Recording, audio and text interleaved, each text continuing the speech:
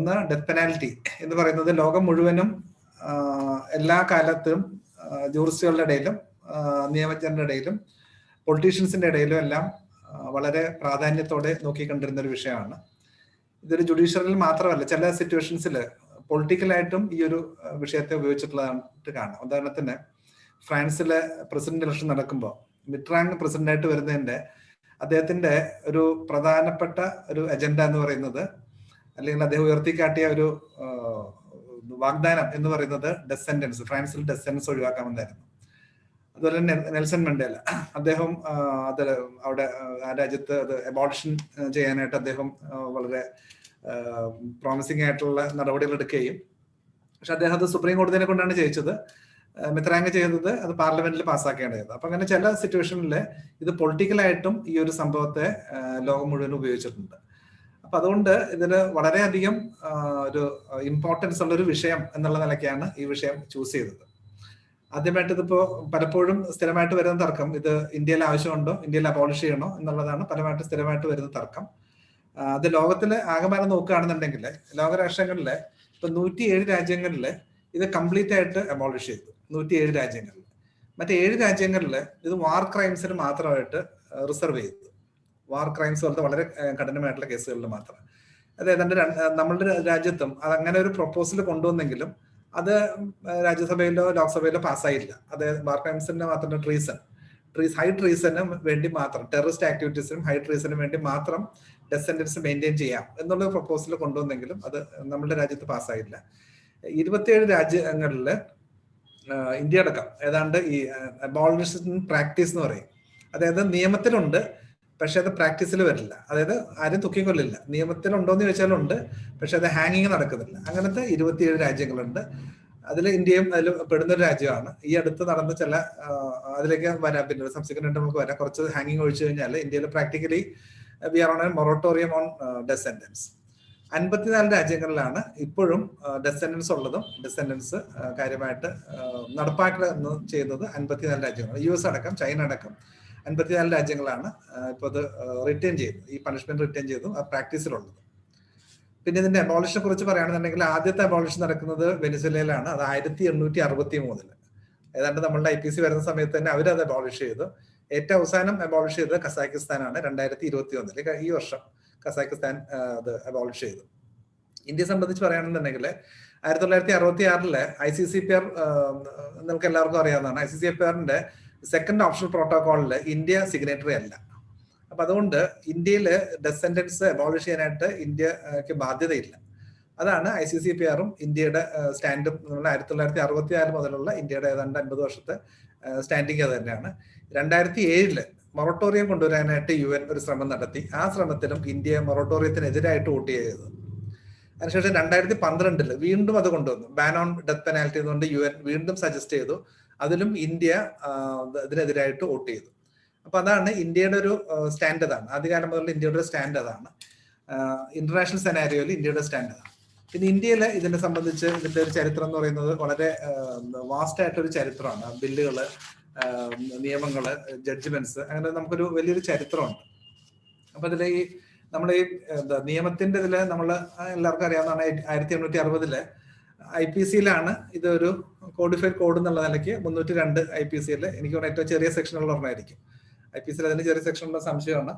അതിൽ സെക്ഷൻ ഇത്രയേ ഉള്ളൂ: whoever commits murder shall be punished with death life and shall also be liable to fine. അത്ര വളരെ ഒരു ചെറിയ സെക്ഷനാണ്. പക്ഷേ ഏറ്റവും കൂടുതൽ തർക്കിച്ചിട്ടുള്ളതും ഏറ്റവും കൂടുതൽ ജഡ്ജ്മെന്റ്സ് ഉള്ളതും ഈ ഒരു വിഷയത്തിലാണ്. അതാണ് ഇതിന്റെ ഒരു ലീഗൽ ഇതില് അതിന്റെ ഒരു ഇമ്പോർട്ടൻസ്. അതാണ് ഈ വിഷയത്തിന്റെ ഇമ്പോർട്ടൻസ്. അതാണ് അത് ഇന്ത്യയില് നമുക്ക് ഈ നിയമം നിർമ്മാണം നടത്തുന്നത് ബ്രിട്ടീഷുകാരാണ്. അപ്പൊ ബ്രിട്ടീഷ് ഇന്ത്യയിൽ അതിനു മുമ്പ് തന്നെ ഇത് കാലാകാലങ്ങളായിട്ട്, വർഷങ്ങളായിട്ട്, നൂറ്റാണ്ടുകളായിട്ട് നടന്നു വരുന്ന ഒരു സെന്റൻസ് ആണ് ഡെത്ത് സെന്റൻസ്. ഇത് ആദ്യം ബ്രിട്ടീഷ് ഇന്ത്യയിൽ ബ്രിട്ടീഷുകാർ വന്നതിന് ശേഷം ഈസ്റ്റ് ഇന്ത്യ കമ്പനി ആദ്യമായിട്ട് ഇത് നടപ്പാക്കുന്നത് 1601. അന്ന് ഈസ്റ്റ് ഇന്ത്യ കമ്പനിക്ക് ഡെത്ത് സെന്റൻസ് കൊടുക്കാനുള്ള അധികാരങ്ങൾ ഉണ്ടായിരുന്നില്ല. ഇംപ്രിസൺമെന്റ് ആകാമായിരുന്നു, ഡെത്തോ ലൈഫോ കൊടുക്കാനായിട്ട് അവർക്ക് പറ്റില്ലായിരുന്നു. അപ്പോൾ അന്ന് ഈസ്റ്റ് ഇന്ത്യ കമ്പനിയാണ് ഭരണം. ബ്രിട്ടീഷ് എംപയർ ഇത് നേരിട്ട് ഏറ്റെടുത്തിട്ടില്ല. നമ്മളുടെ ഇവിടുത്തെ കാര്യങ്ങൾ നോക്കുന്നത് ഈസ്റ്റ് ഇന്ത്യ കമ്പനിയാണ്.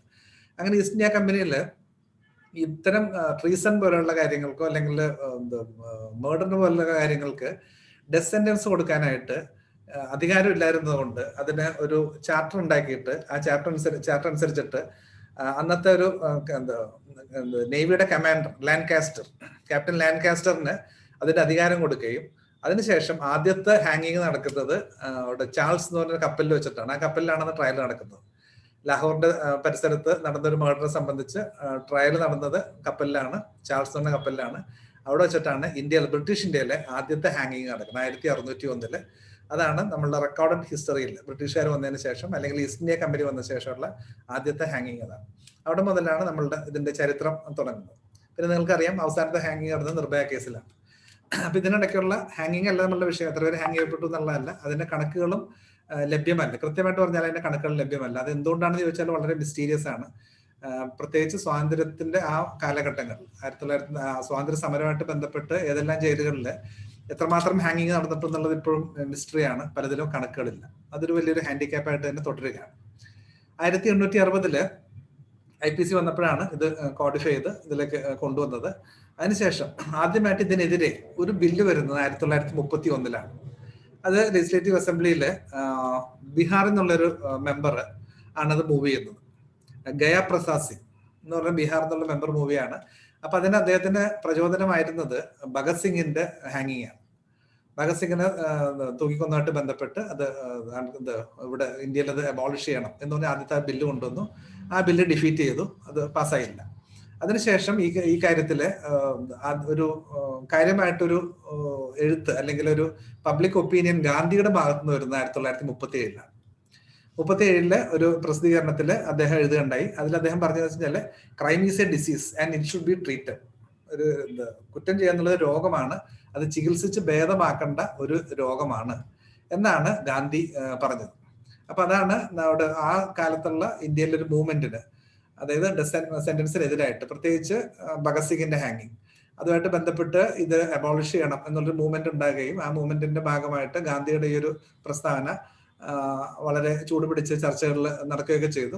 പക്ഷെ എന്തുകൊണ്ടോ പിന്നെ അത് ആ കാലങ്ങളിൽ പിന്നെ അത് നടപ്പായില്ല. പക്ഷെ അതിനുശേഷം ഗാന്ധിയുടെ അസാസിനേഷനോടുകൂടി ഇന്ത്യയിലെ സ്ഥിതി മാറി.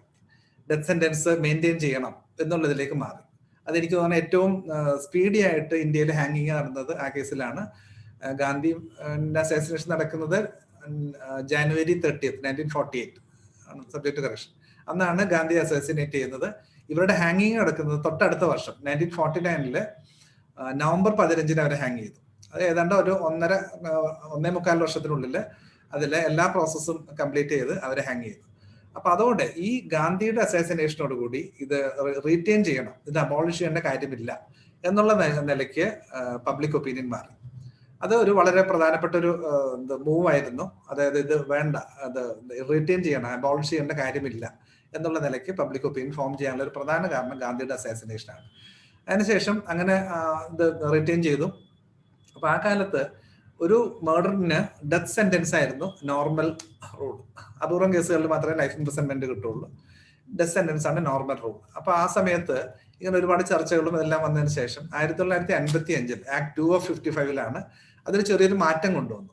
അതായത് സാധാരണ കേസുകളിൽ മർഡർ കേസുകളിൽ സാധാരണ ശിക്ഷ എന്ന് പറയുന്നത് ലൈഫ് ഇംപ്രിസൺമെന്റും അല്ലാത്ത റീസൺസ് സ്റ്റേറ്റ് ചെയ്യണം, ഡെത്ത് കൊടുക്കണമെങ്കിൽ റീസൺസ് സ്റ്റേറ്റ് ചെയ്യണം എന്നുള്ള നിലയ്ക്ക് 1955 നിയമനിർമ്മാണം വന്നു.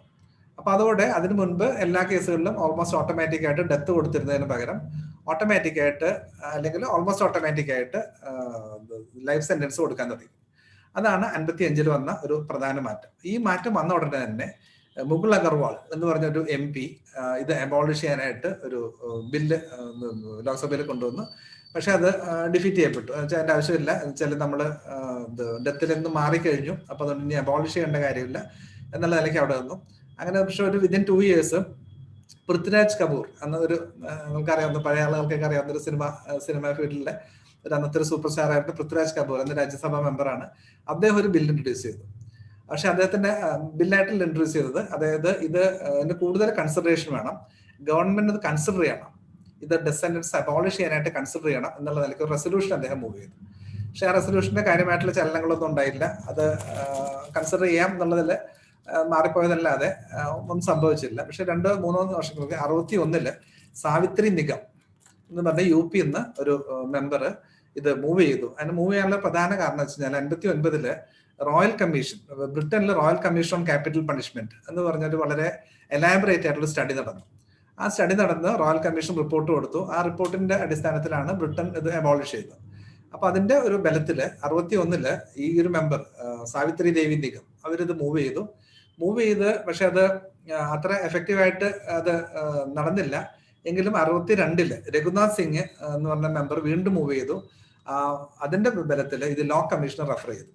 ലോ കമ്മീഷനോട് ഇതിനെക്കുറിച്ച് കാര്യങ്ങൾ പഠിച്ച് അതിനെക്കുറിച്ച് റിപ്പോർട്ട് കൊടുക്കാൻ പറഞ്ഞു. അതാണ് സിഗ്നിഫിക്കന്റ് ആയിട്ടുള്ള ഒരു മാറ്റം എന്ന് പറയുന്നത്. അല്ലെങ്കിൽ ഇത് ലോ കമ്മീഷൻ ഇടപെടാം, അതിന് വേണ്ട നിയമനിർമ്മാണങ്ങൾ സജസ്റ്റ് ചെയ്യാം എന്നുള്ളൊരു ഇത് വരുന്നത് 62 കൂടിയാണ്.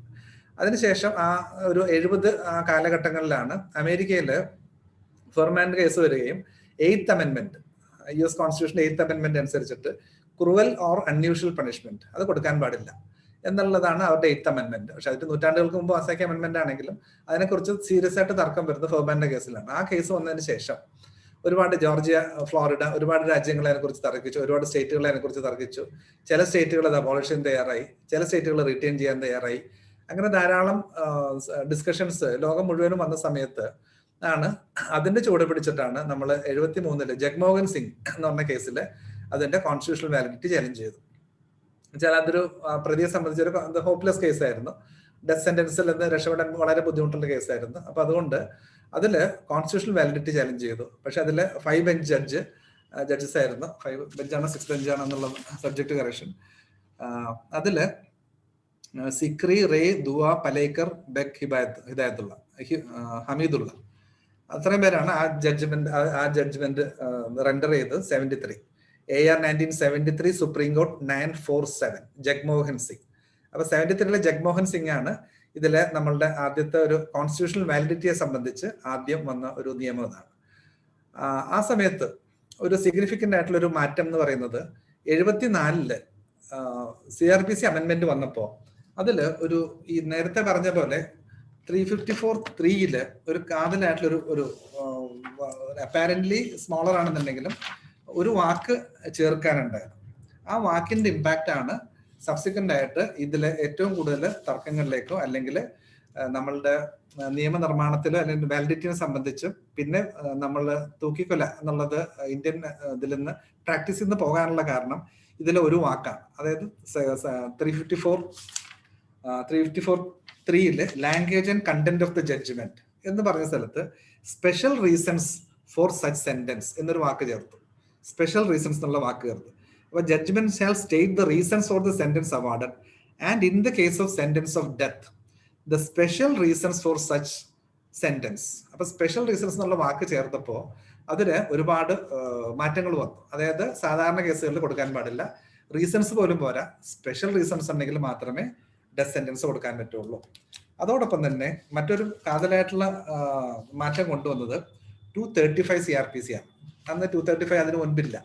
235 CRPCയിലെ 235(2) ഇൻട്രൊഡ്യൂസ് ചെയ്തിട്ട് പറഞ്ഞു, if the accused is convicted judge shall unless he proceeds in accordance with 360 hear the accused on question of sentence and then pass sentence on him according to law. അപ്പൊ ഈ പ്രതിയോട് ചോദിക്കണം എന്ന് പറഞ്ഞ തരത്തില് 235(2) കൊണ്ടുവന്നു. ഇതിപ്പോ നിങ്ങൾ പ്രിട്ടോറിയസ് ട്രയലൊക്കെ കണ്ടിട്ടുള്ളവർക്ക് അറിയാം. ദിവസങ്ങളോളാണ് അവിടെ ആ ട്രയലിനെ സംബന്ധിച്ച് പ്രിട്ടോറിയസിന്റെ സെന്റൻസിനെ കുറിച്ച് കേട്ടത്. അവസാനം അദ്ദേഹത്തിന് മർഡർ ഫൈൻഡ് ചെയ്തെങ്കിൽ പോലും പരോളിൽ വിടുകയാണ് ചെയ്തത്. അപ്പൊ അത്ര ഇമ്പോർട്ടന്റ് ആയിട്ടുള്ളൊരു നിയമനിർമ്മാണമാണ് 74 വന്നത്. പ്രതിയെ കേൾക്കണം. പക്ഷെ അത് നമ്മളുടെ നിയമത്തിലുണ്ടെങ്കിലും നമ്മുടെ പ്രാക്ടീസിൽ അത് തീരെ കാണുന്നില്ല. അപ്പൊ അത് പലപ്പോഴും കോടതികൾ 74 മുതലുള്ള ഒരുപാട് ജഡ്ജ്മെന്റുകൾ 79, 80 ബെച്ചൻസിംഗിലും എല്ലാം റീട്രേറ്റ് ചെയ്തെങ്കിലും നമ്മൾ ട്രയൽ കോടതികൾ ഇപ്പോഴും ആ കാര്യത്തിൽ വളരെ പുറകിലാണ്. പിന്നെ ഒരുപക്ഷെ മേ ബി നമ്മൾ ഡിഫൻസ് ലോയേഴ്സും ആ കാര്യത്തിൽ എത്രമാത്രം ശ്രദ്ധ ചെലുത്തുന്നുണ്ട്, എത്രമാത്രം സെന്റൻസിങ്ങിനെ കുറിച്ച് എവിഡൻസ് അഡ്യൂസ് ചെയ്യുന്നുണ്ട്, എത്രമാത്രം നമ്മൾ ആർഗ്യൂ ചെയ്യുന്നുണ്ട് എന്നുള്ള കാര്യം ഡൗട്ട്ഫുൾ ആണ്. അപ്പൊ ഇതാണ് 74 വന്ന CRPC അമെന്റ്മെന്റിൽ വന്ന ഒരു പ്രധാന വ്യത്യാസം. ആ സമയത്താണ് 74 ജസ്റ്റിസ് VR കൃഷ്ണയുടെ എടിക ആനമ്മ എന്ന് പറയുന്ന പ്രശസ്തമായിട്ടുള്ള ജഡ്ജ്മെന്റ് വരുന്നത്. ഇപ്പോഴും ആംനസ്റ്റി ഇന്റർനാഷണലും ഒരുപാട് സംഘടനകളും ഒരുപാട് ഡിസെൻഡൻസിനെതിരായിട്ടുള്ള ആളുകളെല്ലാം കോട്ട് ചെയ്യുന്ന ജഡ്ജ്മെന്റ് ആണ് എഡിഗ ആനമ്മ. അത് എഡിഗ ആനമ്മ AR 1974 supreme court 799. എഡിഗ ആനമ്മ 74 supreme court 799. അത് റെൻഡർ ചെയ്യുന്ന സമയത്ത് ഈ അമെന്റ്മെന്റ് വന്നിട്ടുണ്ടായിരുന്നില്ല, പ്രാബല്യത്തിൽ വന്നിട്ടുണ്ടായിരുന്നില്ല. അമെന്റ്മെന്റ് വരുന്നതിന് തൊട്ട് മുൻപാണ് ഇത് റെൻഡർ ചെയ്തത്. പക്ഷെ അത് അമെന്റ്മെന്റ് വരുന്നു എന്നും അമെന്റ്മെന്റിലെ കാര്യങ്ങൾ സമയത്ത് ഇത് എടുത്ത് പറയുകയും ചെയ്തിട്ടുണ്ട് ജഡ്ജ്മെന്റിൽ. ഇതിന്റെ അമെന്റ്മെന്റുകളാണ് വരുന്നത്, അപ്പൊ അതിന്റെ ഒരു ബെനിഫിറ്റും കൂടി കൊടുക്കണം എന്നെല്ലാം പറഞ്ഞിട്ട് ആ കേസിൽ ഡെത്ത് സെന്റൻസ് ഒഴിവാക്കി കൊടുത്തു. അതിൽ സ്ത്രീ ആയിരുന്നു പ്രതിയായിട്ടുള്ള ആള്, എഡിഗ ആനമ്മ ഒരു സ്ത്രീയാണ്. അപ്പൊ അവരെ ഡെത്ത് സെന്റൻസ് ഒഴിവാക്കി. അതാണ് ഒരു ലാൻഡ്മാർക്ക് ഡിസിഷൻ എന്ന് പറയാവുന്ന ഒരു സാധനം. അതിന് കോൺസ്റ്റിറ്റ്യൂഷണൽ വാലിഡിറ്റി അപ്ഹോൾഡ് ചെയ്തു. വാലിഡിറ്റിനെ കുറിച്ച് സീരിയസ് ആയിട്ട് തർക്കം ഉണ്ടായിരുന്നില്ല. പക്ഷെ ജഗ്മോഹൻ സിംഗ് അതിന് തൊട്ട് മുമ്പ് റെൻഡർ ചെയ്താണ്, 73 റെൻഡർ ചെയ്താണ്. അതിന്റെ പുറത്ത് വാലിഡിറ്റി അപ്ഹോൾഡ് ചെയ്തിട്ട് തന്നെ, വാലിഡിറ്റിയിൽ തർക്കിക്കാതെ തന്നെ ലൈഫ് സെന്റൻസ് കൊടുത്തിട്ട് അത് ലെസർ സെന്റൻസ് കൊടുക്കാം.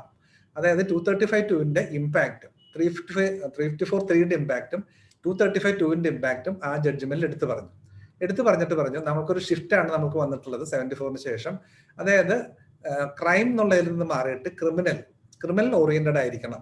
ക്രൈം ഓറിയന്റഡ് ആയിരിക്കരുത്, ക്രിമിനൽ ഓറിയന്റഡ് ആയിരിക്കണം. അതാണ് 235(2)ന്റെ പർപ്പസ്. അതിന്റെ ഉദ്ദേശം അതാണ്. പ്രതിയോട് ചോദിക്കണം, പ്രതി പറയുന്നതോട് കേൾക്കണം. അതായത് പ്രതി പറയുന്നത് കേൾക്കുന്ന വെച്ചാൽ, ഉദാഹരണത്തിന് ഇപ്പൊ 302 ആണെന്നുണ്ടെങ്കിൽ 2 ഓപ്ഷനേ ഉള്ളൂ, ലൈഫ് ഓർ ഡെത്ത്.